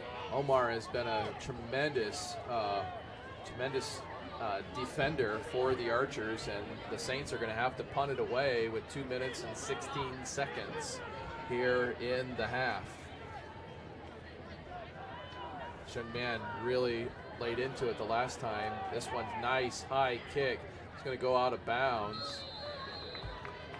The official is still walking. He's going to put it down at the 23-yard line, so the Archers are going to have to go 77 yards if they're going to get a score, at least a touchdown, and we'll see what they can do. We know that they can strike quickly, and we'll see how aggressive Coach Norfleet is. Earlier in the game, he was pretty aggressive. Yeah, and that fake punt is really aggressive. You got to be careful here, though, because you're a little deep in your territory. You don't want to throw the ball 3 times and 3 incomplete passes, and they've struggled in the punt game tonight. And then give the ball back over to Dwenger, say at the 50-yard line, give them any kind of time at all to go down and score. So you got to kind of balance those two considerations. For the season, Dwenger has averaged 27.4 points. Oh, beautiful catch over the middle by Everett Merritt, who just keeps his legs running. Took 3 Dwenger Saints to pull him down. It's kind of the same plays we used to see from him in basketball last year, isn't it? Yeah, it's true. As I was saying, Dwenger averages 27.4 points a game, and Southside 19.7. Now, almost the same play, just the other way, and Green wanted. He wanted a penalty. He's trying to get his hands out, and the defender, I think, got away with one. Yeah, he wasn't too happy. He thought he'd been interfered with. That was a close play So it's 2nd down and 10, 1:48 remaining on the Kevin Donnelly Field scoreboard here at the University of St. Francis. St. Francis taking on a school in St. Louis tomorrow. They're undefeated on the season. Stevenson spins, almost spins right into the defender. Now he gets rid of it. Oh, it's going to be intercepted again, this time by number 49, Patrick Finley, sophomore. Stevens chased out of the pocket by Fabini. I think that's one of the, I think as he's sitting there kind of squatting down, I think that's one of the things that perhaps he won't do next year. He should have just thrown that ball out of bounds. But yeah, that was a bad decision, throwing the ball late on the run, cross your body, underthrew it. And see, this is what I was afraid of now. Now Dwenger with 1:40, they're going to have time to score. And Eddie Morris just going to put his head down. He's going to pick up close to a first down. So Eddie Morris, a senior, 6'1", 195 pounds. Tackled by Eric Winborn. Now we have 2 receivers left and right. Again, Morris back into the game, trying to score with 1:17 left. He's going to throw it out. The ball's tipped by the defender. For Bradley Black, incomplete. Intended for Bradley Black, who's already got 1 TD and 1 interception on the night.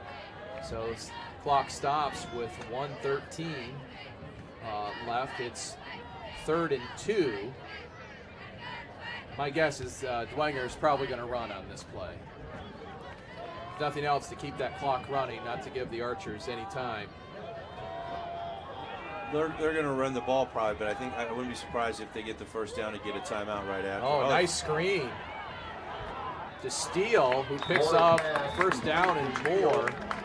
Brought down by Shows what I Omar know, Jackson. I was with you. I thought they were going to run the ball as well.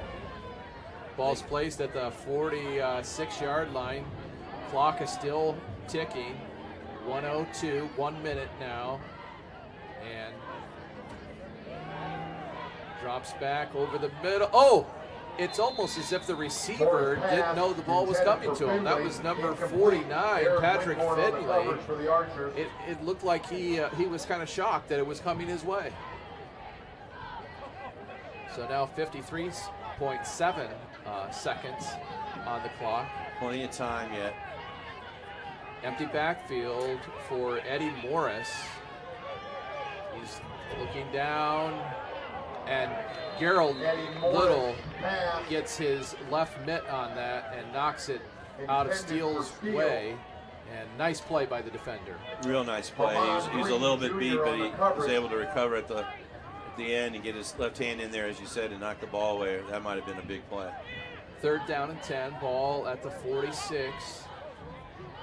And again, Eddie Morris back in first game time action since the, I believe it was the 3rd game of the season against these very Archers. Now he's going to run. He has some open space. Oh, just tripped up by number 2 by Eric Wilborn.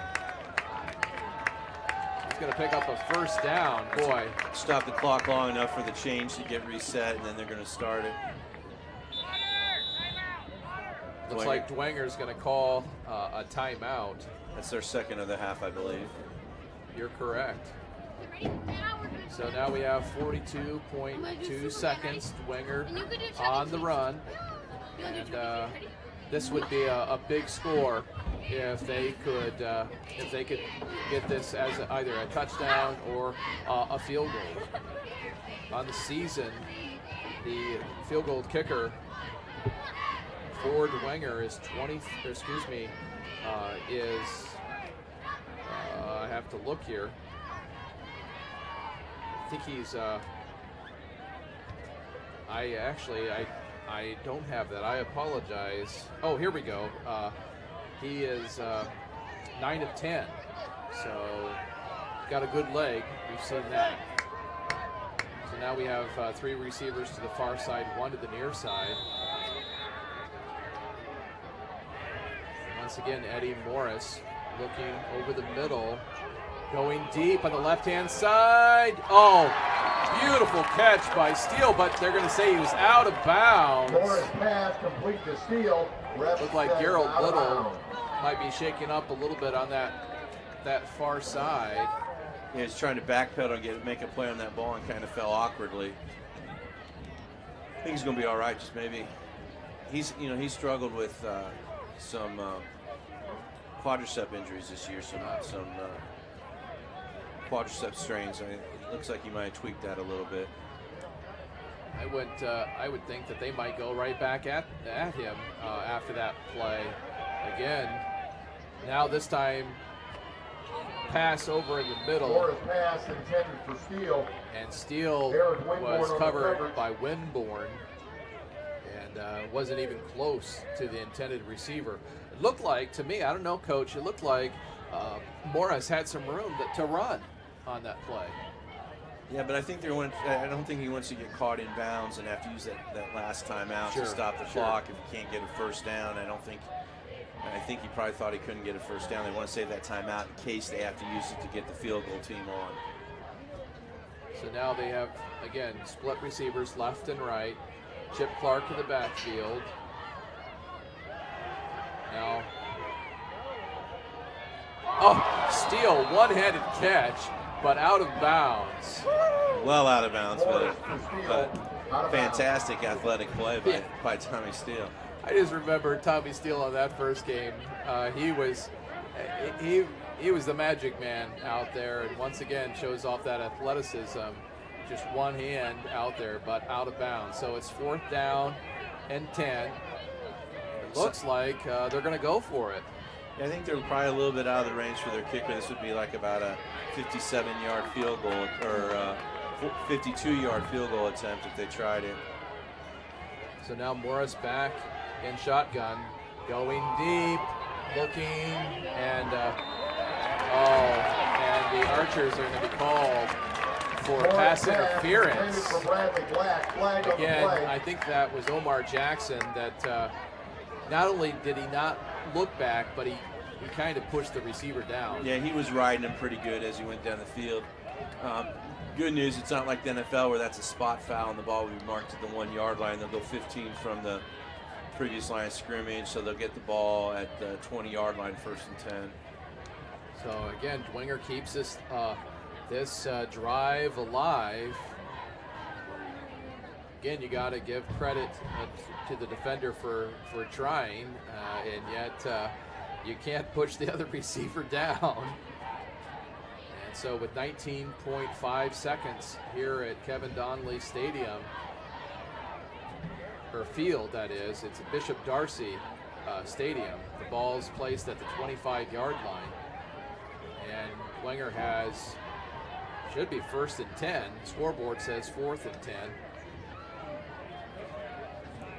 Yeah, they mismarked it first. It's at the 20-yard line because it was at the 35. They moved it up to the 20. Yeah, so it's 15 yards from the. Now 1st and 10. And Morris goes under center. Now throws it deep into the corner and just gives it a little bit too much air. For Will Nelson. Omar Jackson on the coverage. Omar Jackson on the coverage again. So now 15 seconds in the quarter. Looked like he had Will Nelson had Omar Jackson beat, but the ball was overthrown there. He'd put a little bit more air under it, and not thrown it so much on the line. He might have had a nice play there. I think Morris is just trying to get back into the groove. Yeah, I'm sure he's a little rusty. Southside taking a timeout now. So Southside, I believe, will have one more timeout. Any other observations as we go into the half, Coach? Things that if you were the coach for Dwenger, you might speak to your team, or if you're on the other side, you're the coach for Southside. Well, I think if I'm Southside, I'm going to try to encourage my players that, look, we've given up a lot of touchdowns on short fields. That when we force Dwenger to march a long way, we've done a nice job of bending but not breaking and getting the ball back. And that, we were a couple plays away. We had a long touchdown called back. We had a couple other unfortunate penalties at inopportune times. So I think I would encourage my kids. The plays are out there for us to make. We just need to clean some things up. If I'm Dwenger, I think I'm going to talk with my quarterback a little bit. Tommy Steele's a heck of a receiver, but it seems that that's the only receiver he's looking at. And he's got to, he's got to spread the ball around a little bit. Southside, I'm sure, is aware that that's who he wants to go to. And I'm a little curious why the Morris kid is in there, because I know Keith was playing a nice game earlier. So I don't know if if he tweaked something or what the case may be, because Morris just doesn't seem quite as on target as the O'Keefe kid was. So that'll be interesting to see how that plays out. Yeah, it will be interesting, as you said, who will come out in the second half. Now 5 receivers. Nice sharp pass. Complete. You asked for another receiver. He completes it to Black, who is the other kind of favorite receiver on the year. Black is 11 for 118 with 1 touchdown. And actually a second touchdown, because he got one earlier in this game. So the three receivers that seem to be the favorites are Steele and Black, and then there's one more. But this time, the quarterback for Dwenger is going to be taken down for a sack. That big number 66 by Juan Guzman for the Archers. Juan Guzman, big 5'10", 250-pound lineman. So now there's 4.9 seconds. Dwenger took the last time out of the half. They got really one play here to try to get something done. I don't think they're going to bring in the field goal team. I think they probably would like to get the ball in the end zone.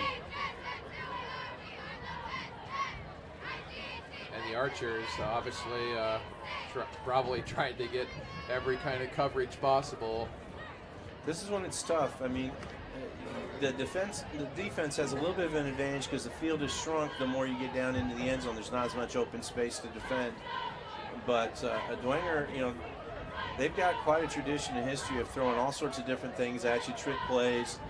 This might be a time where you might see a double pass, or you might see that shovel pass again, getting the defensive flow one way and getting the shovel pass back the other way. Look at this. Oh, I was wrong. They got the field goal kicker out there. And I believe that's John Paul Fuller. Yep. Looks like it's going to be about a 32-yarder, something like that. He nails it. John Paul Fuller kick is good. So John Paul Fuller, who is the backup kicker for Dwenger. Well, that was a smart play. I just thought maybe they'd go for the touchdown, but they proved me wrong, and kicking the field goal there is the smart play. Get some points on the board before the end of the half. Well, when you have a leg like that, I mean, that ball hit the back of the net. Yeah, that was good. That was good from another 15, 20 yards out, probably. Yeah, so just excellent play by Dwenger. They have to be happy going into halftime. Probably leading 24-7. I say probably because the Archers can strike with some of their weapons in the back, the kickoff return specialist. But I'm guessing this is just going to be a squib kick to run out the time. I wouldn't expect them to kick the ball deep or to one of the deep returners, to Stevenson or to Harrison. I would imagine they'll kick it to one side or the other and kick it up in the air a little bit. And we're here at the University of St. Francis and their beautiful John Darcy Stadium, Kevin Donnelly Field, as St. Francis is away. And I believe that's Thomas Davis, and he's going to finally get pulled down from behind. He saw some green grass ahead, but he gets pulled down from behind, and so that's going to be the end of the half here at St. Francis in sectional 20 action, with the Bishop Dwenger Saints 24 and the Southside Archers 7. For Coach Graft and myself, we're going to take a short break, and we'll be back with live action here in a few minutes. We thank you again for joining us here for sectional 20 action.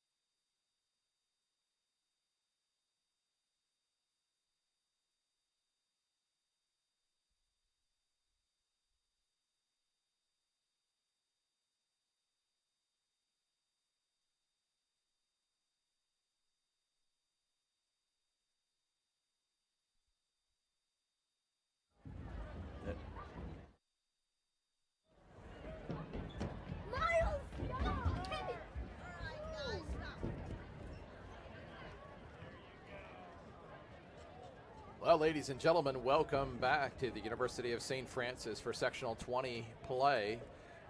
Bishop Dwenger is leading the Southside Archers 24-7. And I'm Michael Mortensen here with Coach CJ Graff. And Coach, we had in the first half, we had Dwenger. Looks like Chip Clark had 8 runs for 57 yards, while Markaylin Harrison had 12 runs for 41 yards. Started off to be a real run and shoot for the Archers, but then it looked like Mikhail Stevenson maybe went a little cold. He was 4 for 11 with 3 interceptions. He did have 1 rushing touchdown. Then we also 4 leading receivers. Marquay Perkins, number 84 for the Archers, he had 1 reception for 33. That was a big play on the first in the first series of downs. And then Tommy Steele, number 21, had 3 catches for 87 yards. Just an outstanding first half. He's for kind of Tommy Mr. Steele. Everything for Dwenger right now. They look to him a lot in a lot of different aspects of the game. I think he might have had a 4th catch on that little shovel pass. I don't know if the stats people picked that up as a pass or not. But he's been the difference so far. Yep. What's the key for the Archers if they need to come back, and what's the key to for victory for the Saints? The first thing for the South Side is they can't have 3 interceptions and 5 penalties at key instances in their drives and their possessions. Looks like Southside tried a little onside kick there that didn't work out so well. Dwenger covered it at about their own 38-yard line. For Dwenger, they just have to kind of stay the course. I think they're going to have a nice mixture of run and pass. They're looking forward to, at this point, trying to make sure they maintain the league and stay healthy for next week going into the second round of sectional. So I wouldn't expect a lot of big play opportunities. I don't think they'll try that very often unless Southside's just given to them. If Southside lines up real close to the line and they've got opportunities, then maybe. But looks like Patrick O'Keefe is back in. He hands it off to Chip Clark, goes right up the middle, breaks 2 or 3 tackles before he's brought down. Looks like he's going to get a first down, and that's exactly the way that Dwenger wants to play. Yeah, I think as long as they're able to do that and get 4, 5, 6, that case 11 runs a carry, they'll just stick with that because they'll be able to punch the ball in the end zone, extend the lead a little bit, and take some time off the clock and keep their players healthy. That was something we talked about in the first half. Is we thought this game would be Southside's offense against Dwenger's defense, and we knew that when it came to offense, we thought Southside would air it out and Dwenger would run. And looked like Dwenger actually gave Southside some of their own medicine. I think early on, or through much of that first half, South was able to stop the run a little bit. Dwenger has come out this half already looking to really be committed to the run. They ran a little counter play there and picked up 9 yards, pulled a couple linemen and ran back against the grain. So now it's 2nd down and maybe a foot. As the announcer says here, Kevin Donnelly Field. This game is actually a home game for Dwenger. Their field, not Chambers Field, but where they play at Concordia is being used by Concordia in sectional play tonight. 3 receivers to the far side, 1 to the near side. Quick handoff again, this time to number 50 or 41. 41, that's Ellinger, Hayden Ellinger. Ellinger's taken down by Bass, the leading tackler for the Archers. Ellinger has 26 carries for 160 yards this season and two rushing touchdowns. So he's a big load to try to bring down. I think we're going to see a lot of mixing it up, giving it to him, giving it to Chip Clark. Nice compliment for both those running backs. And right, yeah. They right now they got them both in an I formation. I anticipate a little ISO play here. You have to run an ISO to the left side, letting the fullback lead and the tailback follow behind. Picked up another 8 or 9 yards there. They're just running power football at Southside, taking time off the clock, and already in 3 plays they've covered about 50 yards. So 10:32 left here in the first half. We appreciate you joining us here on SummitCitySports.com. You can like us on Twitter or follow us on Twitter at 260 Sports. You can like us on Facebook, or you can subscribe to our YouTube channel. Big open hole right up the middle for Clark, but the ball perhaps is fumbled. At least some of the Archers were jumping in there. Looked like maybe the ball came loose, but the ball was down on contact, and so the ball is going to be placed at the 19-yard line. Another first down for Dwenger. Another first down, another power running play out of that I formation. Little ISO play right off the right tackle. They're just pounding it at Southside right now. Southside's going to have to pull up a little bit and get a little starch in their collar and see if they can make a stop here. That's a little bit better there. Held him about 3 yards on that carry. Nice tackle there, I believe, by number 52, Taj Alford. And but still pick up 5 yards. 2nd and 5, Saints. Ball's at the 14-yard line, 9:55 left. Definitely not the way Southside wanted to start the half. And probably exactly the way that Dwenger. You're absolutely right. Exactly what Dwenger wanted to do. I'm sure in their meetings and halftime they said, let's just get out there and do what we do and pound the ball. Oh, nice fake by O'Keefe. It just seems like with O'Keefe, the offense has been, Seems a little more fluid, doesn't it? Yeah, it does. It does. I would agree. And yet it's hard not to give the ball to your senior quarterback who's been there, but just got taken out by injury earlier in the year. They used to say you never lose your spot by injury, but on the other hand, you got to go with what's been working, and so I think they're trying to use them both tonight and make sure they're both ready to go next week.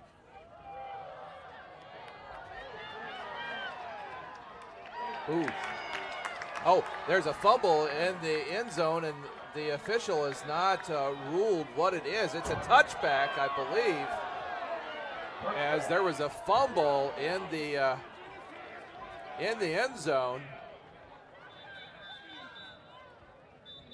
The head official is there is a play down for the Archers. I had looked down just for a minute. I hit the wrong button on my screen. This is going to be an interesting conference that the officials have, because if the running back crossed the line with the ball and then fumbled it, it's a touchdown. All you have to do is break that plane. On a running play, you don't have to control the ball to the ground the moment the ball crosses. And I think the line judge here ruled that he lost the ball before he broke that plane, and then the ball went out of bounds, and that's why he's ruling it a touchback. So, boy, big break for the Archers with 8:52. Huge break. I think Southside is lucky, or Dwenger, Southside's lucky that there's not instant replay in high school football, because they might have seen something different. Well, 8:52 left, and once again, the Parkview Sports Medicine trainers have been busy. Earlier in the game, there was a Bishop Dwenger player that went down, ended up having to be taken to the hospital for precautionary reasons. Supposedly, he was moving all of his extremities, so that's a good news. That's good news. But on this play, the Southside player is down in the end zone, and but it does look like he's getting up, and so that's Gerald Little. And that's good news for the Archers. So I believe the ball is going to be placed at the 20-yard line. First and 10 for the Archers. Touchback, 1st and 10 for the Archers at the 20-yard line. Once they get Gerald Little, the injured player, off the field, they're not going to rush him and take their time. A couple of players are going to help there. Looks like he's limping a little bit, so a leg injury perhaps an ankle. Well, again, you just don't want any injuries, for these young people. Their whole lives are ahead of them, and you just don't. But yet, it's part of the game. So Stevenson comes out hoping to better his first half performance. He showed how dangerous he is, not only in the air, but also, you think back now, if that one play to Markway Perkins had been a touchdown versus pulled back for a hold, that'd make a difference in the game right now. The whole feeling of the game would be quite different. So Everett Merritt goes into motion, and Stevenson tries to get away. He's just able to duck out of the way of, but he's just going to get back to the line of scrimmage. There is some yellow laundry. There's a flag right there at the tackle. That might be a face mask. I don't think there'd be a hold right there. Well, they're calling a legal block in the back on south side, so they'll go half the distance from there. So it'd be half distance or 10 yards would be the same thing. That may be the reason why Stevenson was able to get away from that that defensive lineman who was in his face. Always makes me a little bit nervous. Stevenson, he is a basketball player, probably first, and then football. And so sometimes he holds that ball way out, and I can see. Yeah, when I used to coach, we called that carrying it like a loaf of bread, and you never want to do that. We always talk with anybody carrying the ball about 3 points of contact, the hand on the nose of the ball, your arm against the ball, and then the ball against your side, and gripping that tight. And then, of course, when you get near to being tackled, covering it up with the other hand just to make sure the ball can't be ripped out. So with 8:31, ball's right around the 10-yard line. It's 2nd down and 20. Markalen Harrison's going to do a little dance, but going to be driven back. Ball's going to maybe make it out to the 11-yard line. And so that's going to be a big 3rd down and almost 19, I believe, maybe 18. And swarm of Dwenger tacklers there. I think the whole defense was in on that play. I was a little surprised that they went up the middle. That's just the teeth of the defense. Just overthrown to Omar Jackson, who still wants the official to call that. He's been after the official all night, but right there on the play, I believe that was Tommy Steele. Tommy Steele on the coverage, had nice coverage. It looked like it was a clean play. I didn't see an interference. Of course, receivers always want that flag. Of course. And they see that on Sundays. Every time a receiver in the NFL doesn't make a catch, he's always making that motion, throw the flag. I won't make you confess this, but did you ever want to not throw the flag because the guy was always begging for it? Well, you don't consciously ever make that kind of decision, but we are all human, and so I'm not going to say it couldn't have happened. I'd like to think that I wouldn't have made that kind of decision. Stevenson's just standing there like, what happened? There obviously was some confusion on the play because nobody was there. And it's now 4th and 18, and the Archers are doing exactly what they don't want to do, and that's punted away. I think they're trying to run a little screen pass there out here, and the receiver, and there's a blocker upfield a little bit, and McHale kind of threw it in between them. I think he got confused which was which. So now I think it's Keyshawn Bass, left-footed kicker. He's going to get this away and does a nice job. Steele calls for a fair catch, and the ball's going to be placed at the 44-yard line. So excellent job by the Southside kicker under duress. We have 7:41 left here in the 3rd quarter. Again, we're here at Bishop Darcy Stadium, home of the University of St. Francis. Kevin Donnelly Field, just a beautiful night. Some fans maybe have some light jackets or sweatshirts, but temperatures are still relatively warm for the season. Chip Clark goes into motion, and he's going to take off into the middle, and he's going to pick up a 1st down. That was a very creative play. They had Chip Clark over here as a wing, and he went in motion, and they handed it off to him and ran right up the middle in a regular ISO play. You don't see it run that way very often, but a very inventive, creative way to get him the ball in a different look. The blocking for the line is going to be the same as if they're in an I formation, but to the defense it looks different, and it makes it a little bit harder to defend. Receivers left and right, and Chip Clark in the backfield, and I think an Archer is going to jump. That's so hard. You just you've been beaten on several plays right there in the middle, and you want to get off that ball so you can, get your guy. make the tackle, and then with that, you give them 5 yards, and it becomes a first down. Now the ball at 28. Clark again just continues to press forward. He's being held. His foot, I think, was grabbed by, I believe that's Bass.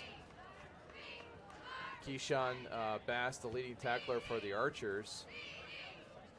Actually, that's number 1. It's Marqualen. Marqualen Hairston. Yeah. So from one running back to the other, I'm going to stop you. So second down and just 1. And here we go again. Dwenger had a short field, and they're already to Southside's 20-yard line looking to punch it in.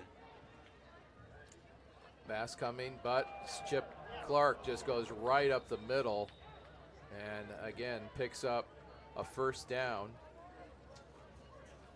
Tackle there was made by Eric Winborn, coming up from a safety position.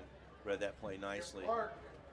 You know, it's nice when your safeties can come up and make those plays, but if your safeties are making a lot of plays, that means your linemen and linebackers are not. That's kind of not a good thing all the time.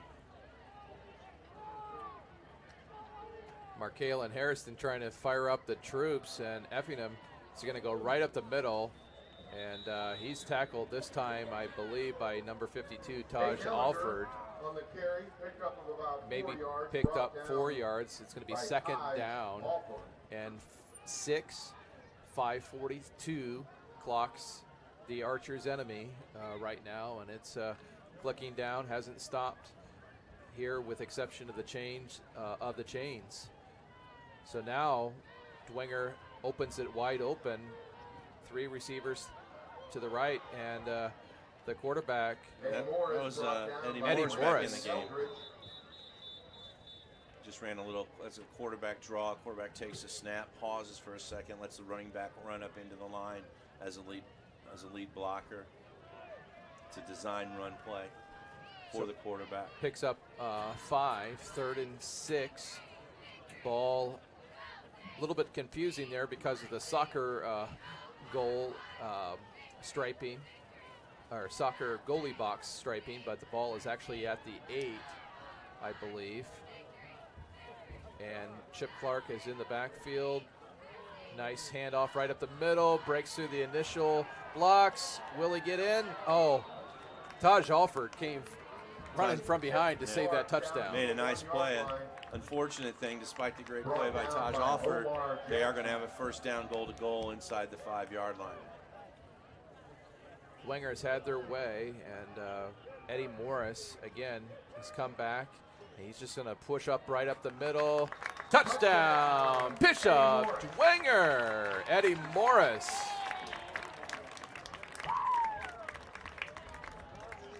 So again, Eddie Morris, who has had limited play but has come in to use maybe his height to run, just crashes up the middle and gets the touchdown for Dwenger. They're up now 30-7 over the Archers. Number 99, I believe that is, for Dwenger. That's John Paul Filler. He's the replacement kicker right now for Dwenger. He just drills that. Pretty impressive drive there by Dwenger. They did exactly what they wanted to do. We talked about maybe just pounding the ball, taking time off the clock, not getting too fancy out there, and just trying to keep your players safe going on to next week. They took a lot of time, scored the touchdown, expanded the lead, everything they wanted to do. And again, started with pitting Southside deep in their own territory, getting a punt in the short field, and I think they took the ball at their own 45-yard line and only had 55 yards to go. So the Archers, they have their backs up against the wall, not only on the season, but obviously in this game as well. They're going to send back Marqualen Harrison, the senior, back to about the 10, and then Omar Jackson is back there as well. Saints are just going to do a short kick, and Amarin Green, he tries to go the other way, but unfortunately for the Archers, he's just going backwards. And the Saints throwing a few extra individuals to get him back even further, but the play is going to be called dead. Looks like about the 19-yard line. Yeah, they gave him good forward progress to the 19. Again, 4:16 left here in the third quarter. If you're Southside, you're just going to air it out and hope for the best? Well, that's the inclination, but that's what Dwenger's going to be waiting for. They're just going to sit deep. Their safeties are going to sit a little bit deeper than they normally would. The corners are going to be a little bit further off, and they're just daring you to throw the ball now because they know you have to score quickly with time, already down to 4 minutes in the third quarter. They run a nice little read option play there, zone read play. Looks like they picked up 2 or 3 yards. They're going to have to do a little bit of that to keep Dwenger honest.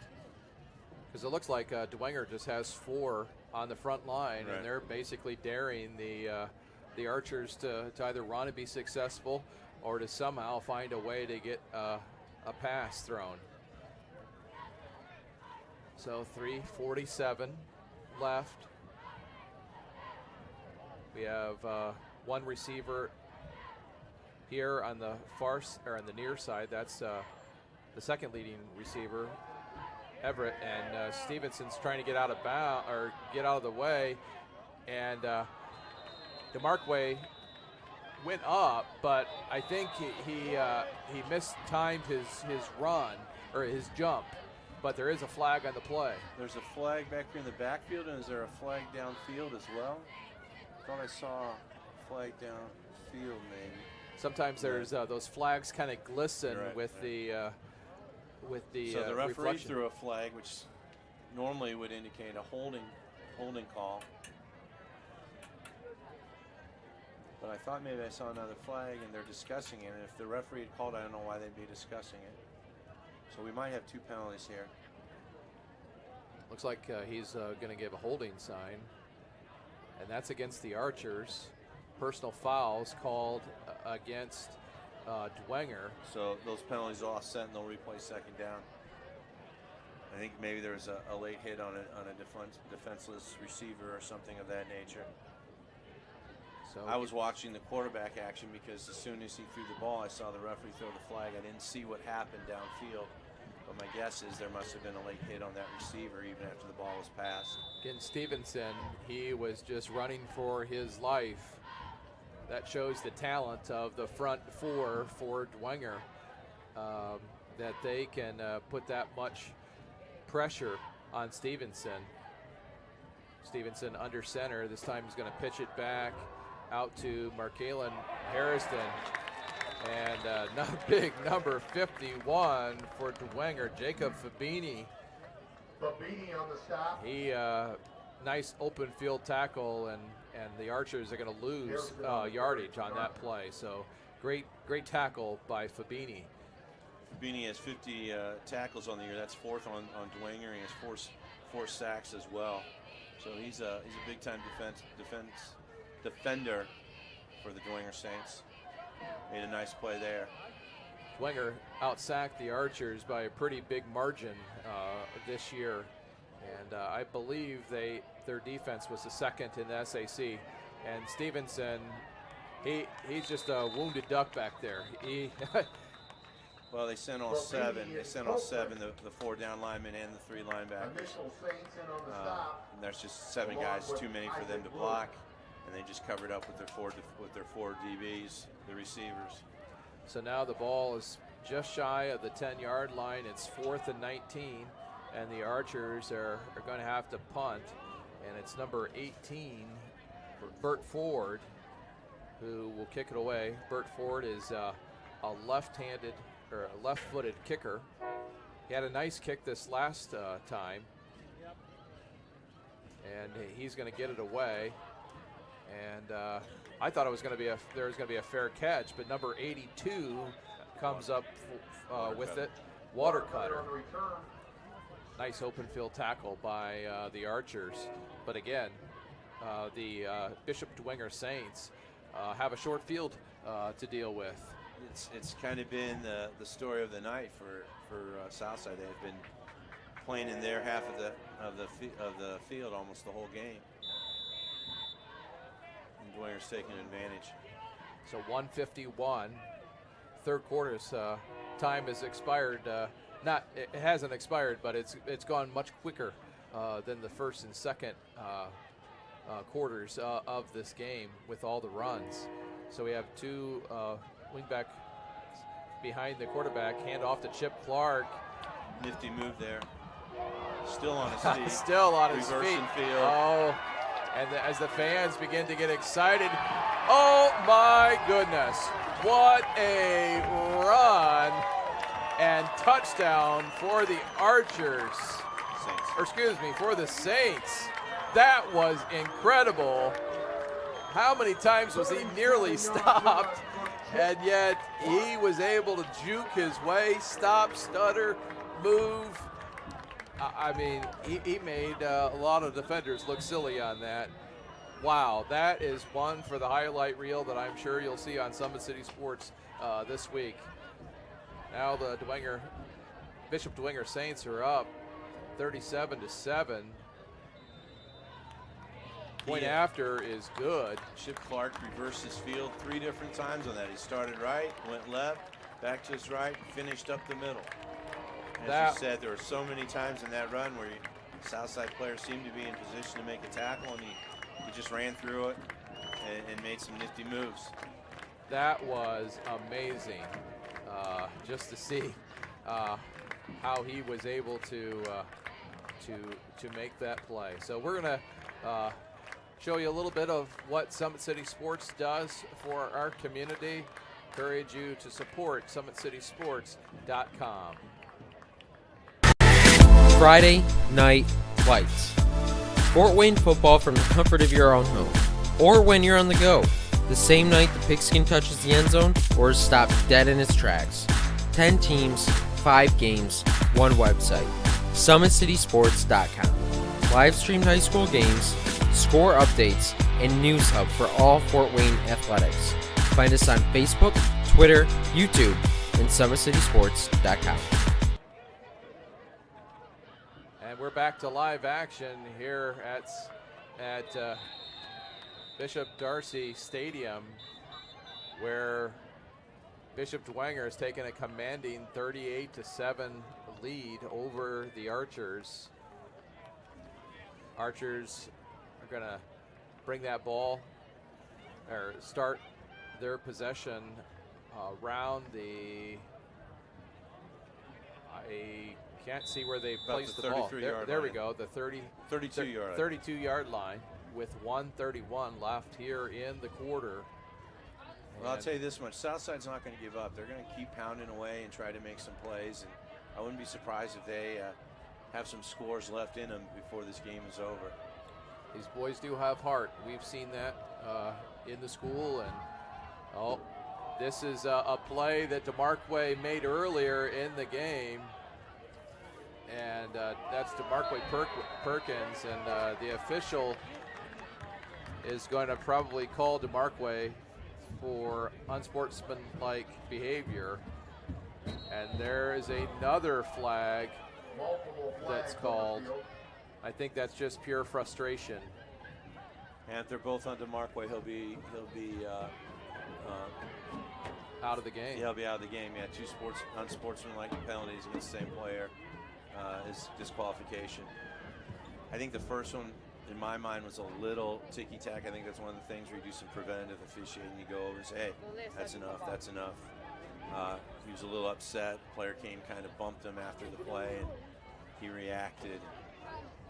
You know, I think sometimes officials have to, I don't know what prompted the second one, but I'm sure there was some talking going on there. So now we're going to see what's called. Personal foul against the Archers. Unsportsmanlike conduct by the Archers. It must have been on 2 different players because there was no ejection. So that's a good thing for the Archers. Well, the personal foul, you're not. That doesn't. They're going to have to go half the distance here twice. So they'll go 30 to the 15, and then they'll go half the distance from the 15. Wow.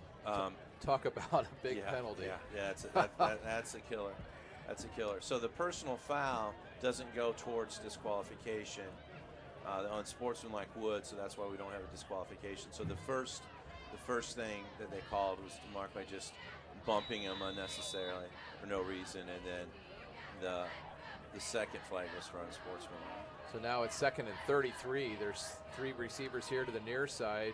Stevenson pitches it out to Markalen Harrison, who's going to get out of bounds. Does pick up some positive yards. Maybe 4 on the play before he goes out. The ball is placed at the 12, 13-yard line. And so it's 2nd and 29, according to the Kevin Donnelly Field scoreboard. Again, Dwenger is firmly in command of this game, 38-7. Stevenson, he does have a outstanding arm. We saw him earlier throw almost, I think it was almost 70 yards. Yeah, it was. And he's just running for his life and almost intercepted, intended for number 11, Omar Jackson. And yet the Dwenger corner was closer than Omar. Well, you know, it's hard to run on or throw on the run, as Mikhail was trying to do there. He's just trying to make a play. As you said, his protection broke down real quick, and he was on the run.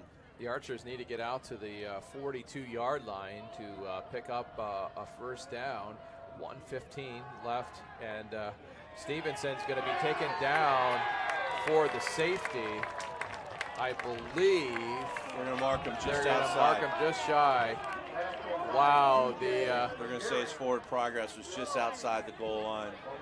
Dwenger faithful, they don't like it, but they somewhat say it laughingly, considering their team is so far ahead.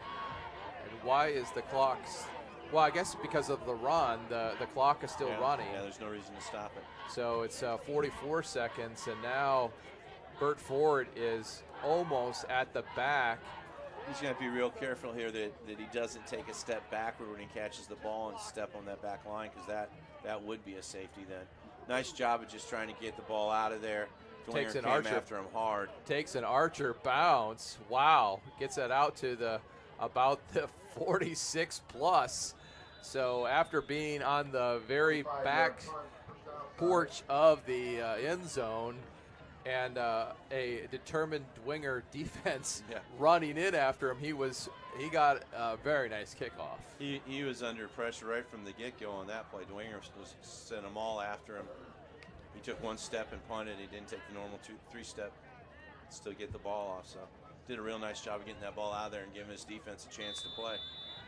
So now with 18.2 seconds, I believe it's number 12, Eddie Morris, the senior, back in, has 2.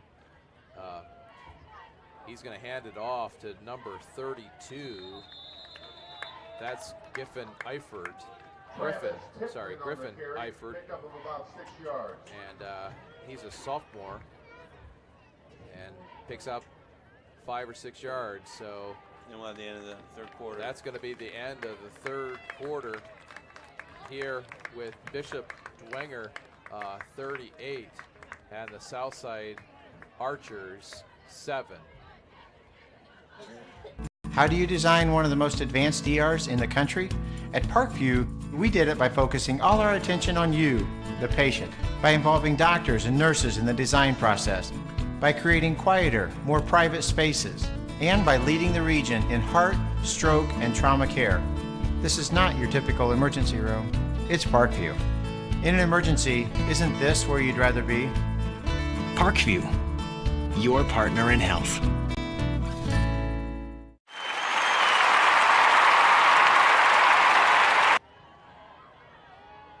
Well, we're back here. It's now the start of the fourth quarter with the Bishop Dwenger Saints up 38-7.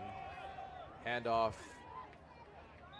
right up the middle. I believe that's to number 32, Griffin Eifert. Oh, they're saying it's Isaac Tippmann. and Isaac Johnson was on the tackle there for the Archers. Haven't called his name much tonight. He's their big sack leader, and he's kind of been a little off tonight. I'm sure Dwenger had a game plan to neutralize him, to keep him from being the disruption that he can be. So again, we have two running backs, receiver to the left, a lot of Archers in the box, and handoff to number 22, and he's going to be taken down for a loss, but there is a flag that's thrown. Right there where you usually get a holding call, so I would imagine this is a hold on Dwenger. Again, I was thinking that the young man had number 32, but it's actually number 22. I apologize. That's Travis Tipman. He's a junior.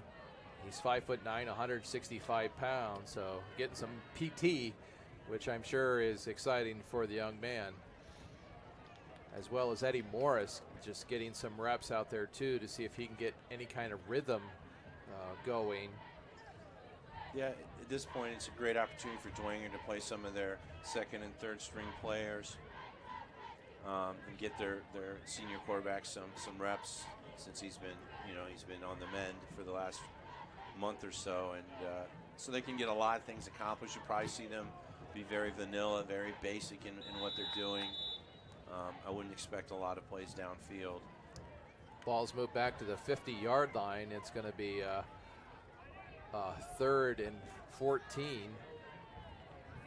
And now Morris looking deep and just going to be overthrown. There I go again, being wrong. There's a play down the field. Just when you think you got to figure out what they're trying to do, they throw a ball downfield. And that was strange because they only had the one receiver there in a double tight end set, a running set, and probably were anticipating that Southside would be anticipating a running play, and decided to take a shot downfield. Omar Jackson in great position there to defend that pass. As we said earlier, in that hip pocket of the receiver, making it very difficult for that ball to be fit in to the receiver. The last several weeks, Coach Nolan and I have said something about a penalty or a touchdown, and boom, just like that, something happens like that. This punt, nice punt. Oh, I was going to tell Omar Jackson he better get out of the way because the Bishop Dwenger defender got down there. I think that's number 93, Jake Chapala, and nice play, nice hustle for Bishop Dwenger. I think I see some new numbers on defense for Dwenger, so it looks like they're going to play some of their other kids and get them some playing time. That's always exciting, get some of these sophomores and juniors some PT, especially in a sectional game. Right, and it's a good experience for them because this is a lot different than the regular season. The stakes obviously are higher, the intensity is higher, the emotion is a lot higher. Getting kids used to dealing with that is always a positive for your team. The official's going to call actually it's Southside that's going to call a timeout. So we're going to go to a quick break here. And we thank you again for joining us on SummitCitySports.com. Friday Night Lights. Fort Wayne football from the comfort of your own home. Or when you're on the go. The same night the pigskin touches the end zone or is stopped dead in its tracks.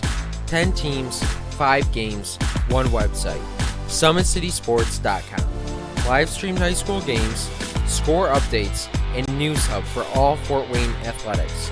Find us on Facebook, Twitter, YouTube, and SummitCitySports.com. We're having some heckling here in front of the press box, and we might have to call security to usher the heckler out.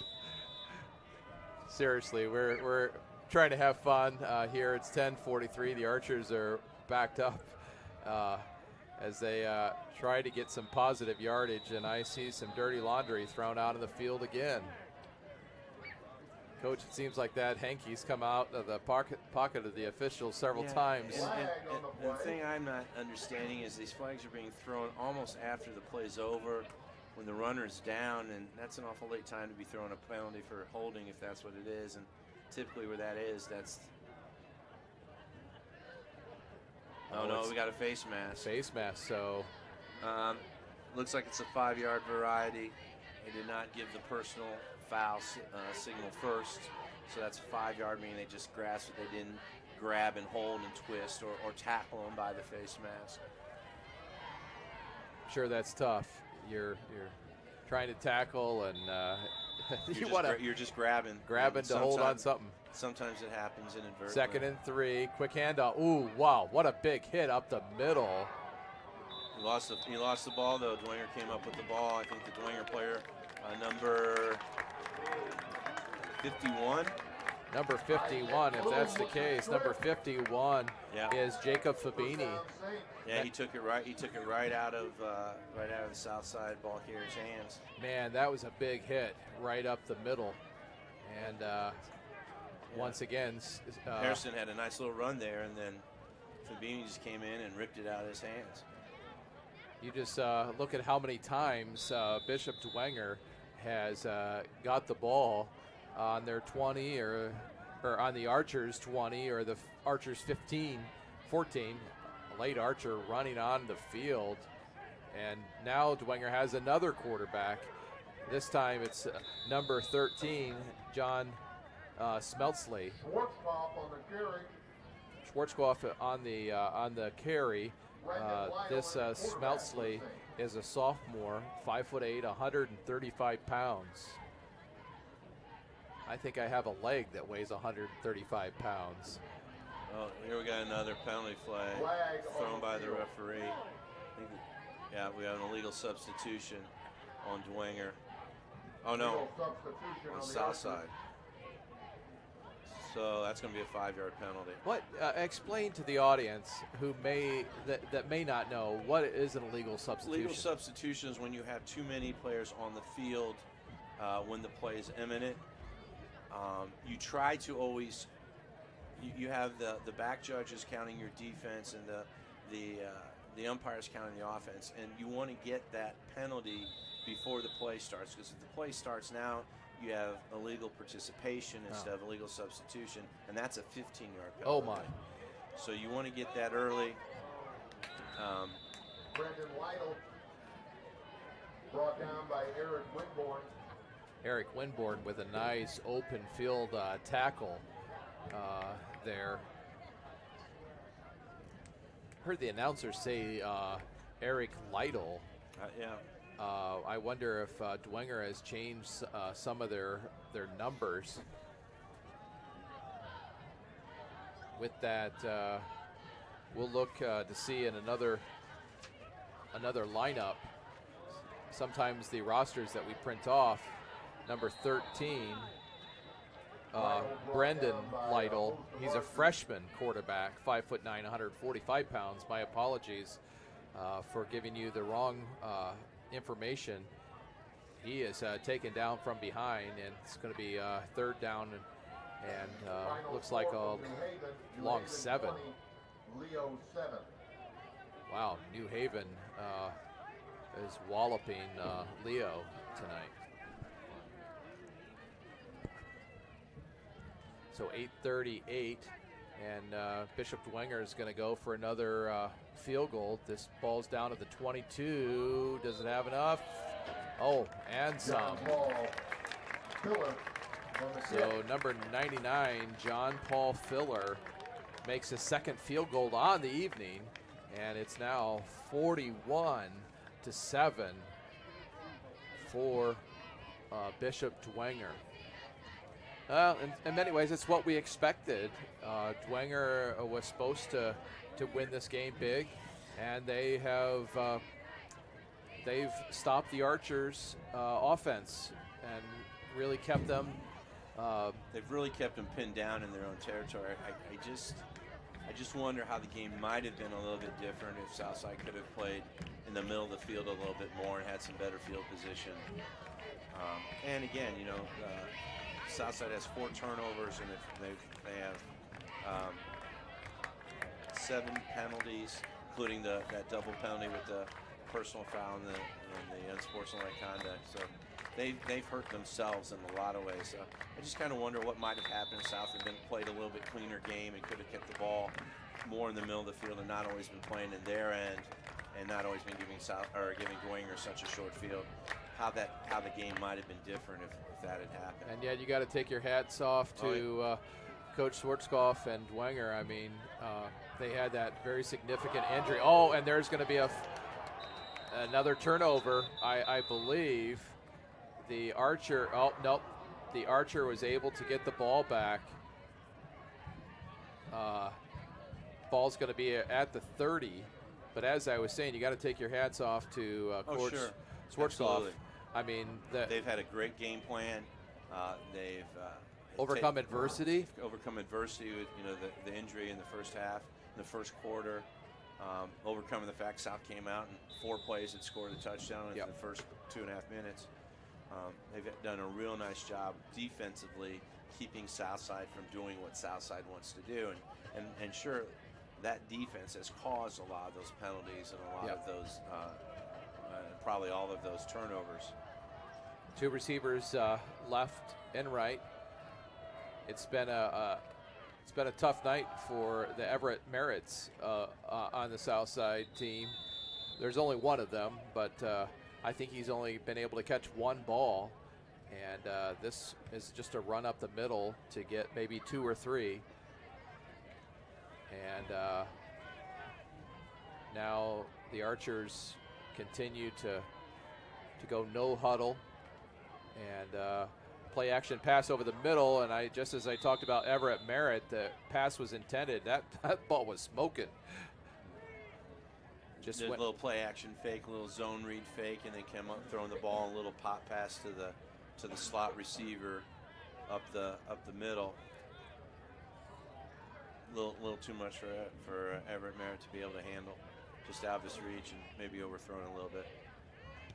So now it's 3rd down, 7:28 left here in this contest. And the officials are blowing the whistle again. Is there another timeout? I haven't seen a signal for anything. Once again, thank you for tuning in tonight on SummitCitySports.com. You can like us on Facebook. You can subscribe to us on YouTube. Or you can follow us on Twitter at 260 Sports. Again, we thank Parkview Sports Medicine for their partnership in bringing these games. I'm sure we'll be back at it again next Friday night, wherever we're assigned for the next step in the sectional football matchups. Still don't know. The officials came over and talked to the Dwenger coaching staff. Looks like they're motioning up here. They're wanting to put a different time on the clock.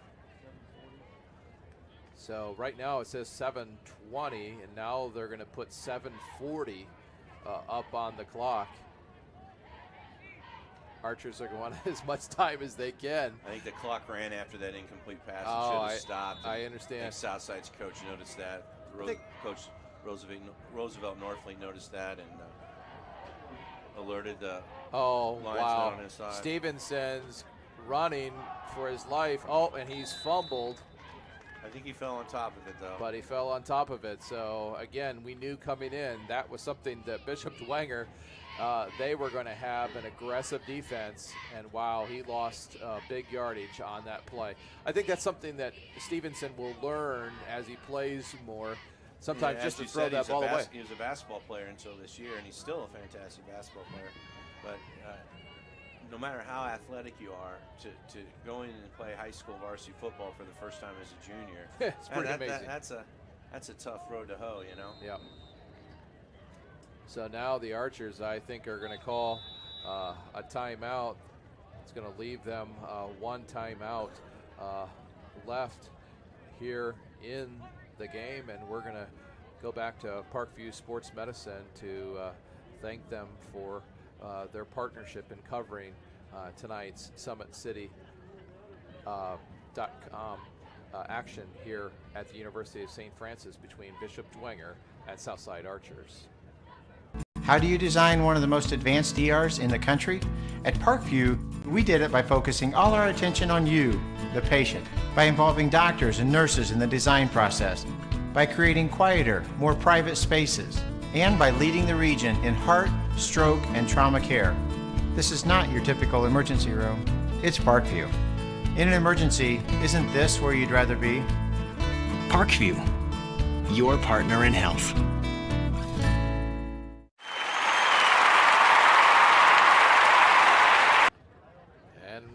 And we're back to live action. Archers 4th and 25, but they're going to punt it away. Burt Ford, this time I was concerned that was going to hit the back of Omar Jackson, but instead it takes an Archer bounce, and pretty nice kick for the punter that was kind of pressed into service. Ball's at the 46-yard line, where a lot of reserves are coming in for the Bishop Dwenger Saints. Quarterback now is Blake Shearer. He's a junior, 6'2", 200 pounds. He pulls in number 38, Lucas Crone, sophomore running back. So 6:43 left. 1st and 10, ball at the 46. I won't ask Coach what he thinks they're going to run. I thought I had an idea, and they keep getting fooled. And now number 17 says, hey, I want to play. That's Jacob Schwarzkopf. I thought that's the coach's son. Yeah, he's like, look what I can do, Dad. I should be in more. Yeah, give me some more PT. Hey, we got a game next week, don't we? Yeah. Give me some more reps in practice this week. I'm ready to put me in, Coach. Yeah, ball's at the 34-yard line. That's exciting for that young man with his daddy on the sidelines. We're thankful that Coach Schwarzkopf is doing better physically. Last year he had to sit out because of, I believe he was fighting cancer, or at least a form of illness. So it's good to see him out on the sidelines. Maybe if you're not the opposing team, because he's such a good coach, but we're happy for Bishop Dwenger. Also serves as one of their, I believe, assistant principals or academic deans. So a good quality man that's made a difference in a lot of lives. Now 5:40 here in the game, 2nd and 10. And again, we've got, I believe, that's number 11, Blake Shear. He's going to hand it off to number 38 again, this time to Lucas Crone. He's going to pick up maybe 3 on the play. So it's going to be 3rd down and 7. Again, the clock is continuing to tick down, getting close to the 5-minute mark on this beautiful evening. I was telling Coach Nolan last week that we've only had maybe 1 week that it even hinted at rain in this entire season that I can remember. It's nice when you're already into sectionals and you still have a night like tonight to play football, because this is really good football weather. It's excellent. So imagine about this point in the game, it's down in the high 50s, low 60s. Yeah. That's ideal football weather. Travis Tipman, who's in there getting some important action for his Saints. He's not going to pick up any, and it's going to be 4th down and I believe it looks like 10, even though the scoreboard says 11. 4:18 left, and the Saints are just going to run a play, go for it. Run a play, and then if they don't get it, play defense. So 3 receivers here to the near side. One goes into motion. Again, that's number 17. That's Schwarzkopf. That kind of looked like that play that they ran to Chip Clark It's earlier. exactly the same play. It's exactly the same play. They bring that wing back in motion, bring him deep behind the quarterback. Quarterback turns and hands him the ball, and they run an ISO up the middle. So it's going to turn over on downs. 4 minutes to play. Ball placed at the 32-yard line. And see who Coach of Southside sends out for quarterback. Last week he changed it up toward the end.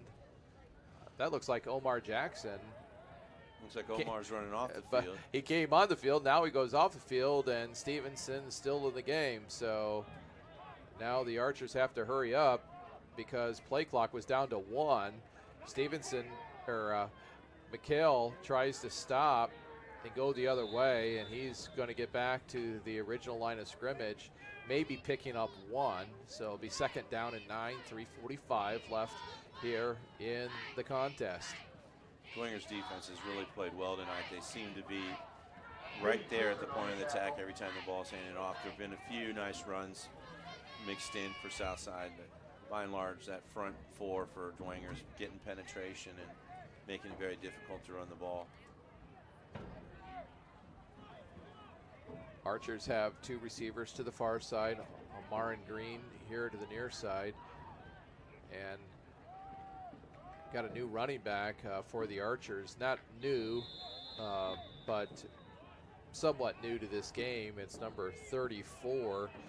That's Olds. Nick Sioka on the stop. It's going to bring up 3rd and 6. Ball's at the 36, 2:50 remaining as the clock is just continuing to run down. Stevenson brings in, I believe that was Omar Jackson. Wow, I just saw Wayne beat Columbia City. I think it was 62-20. So congratulations to the Generals going to the next stage. Stevenson, quick throw. Nice catch, taken out of bounds by Everett Merritt. I see that was a nice play. Stevenson dropped back, hit that back foot, threw the ball on time, just as Everett was coming out of his break on a nice little out route. Caught the ball, got out of bounds, stopped the clock. That was nicely designed, nicely executed. So the ball's now at the 45. The clock is stopped, which is most important for the Archers. You know, they probably know now they're not going to win, but yet they want to finish the season strong. And another play. Oh, wow. And again, this time, Everett looks back at the official and asks for the flag, and this time he gets it, I think. The flag was out there. I don't know if the referee had already thrown it. Yeah, we got pass interference, so be 15 yards from the 45 there. It'll go to Dwenger's 40, be 1st and 10 there. Say, here comes that math again for the social studies teacher. Wow, okay. Okay. That's a little hurtful. Accurate, completely accurate, but a little hurtful. I don't mind saying. I'm going to go home and get on my computer and do some of those math games that they have for 7 and 8-year-olds. See if I can improve. I guarantee you I'm not smarter than a 5th grader. So I used to do well when I watched that show. Stevenson. Oh, wow. Now who came? Oh, ball just goes away.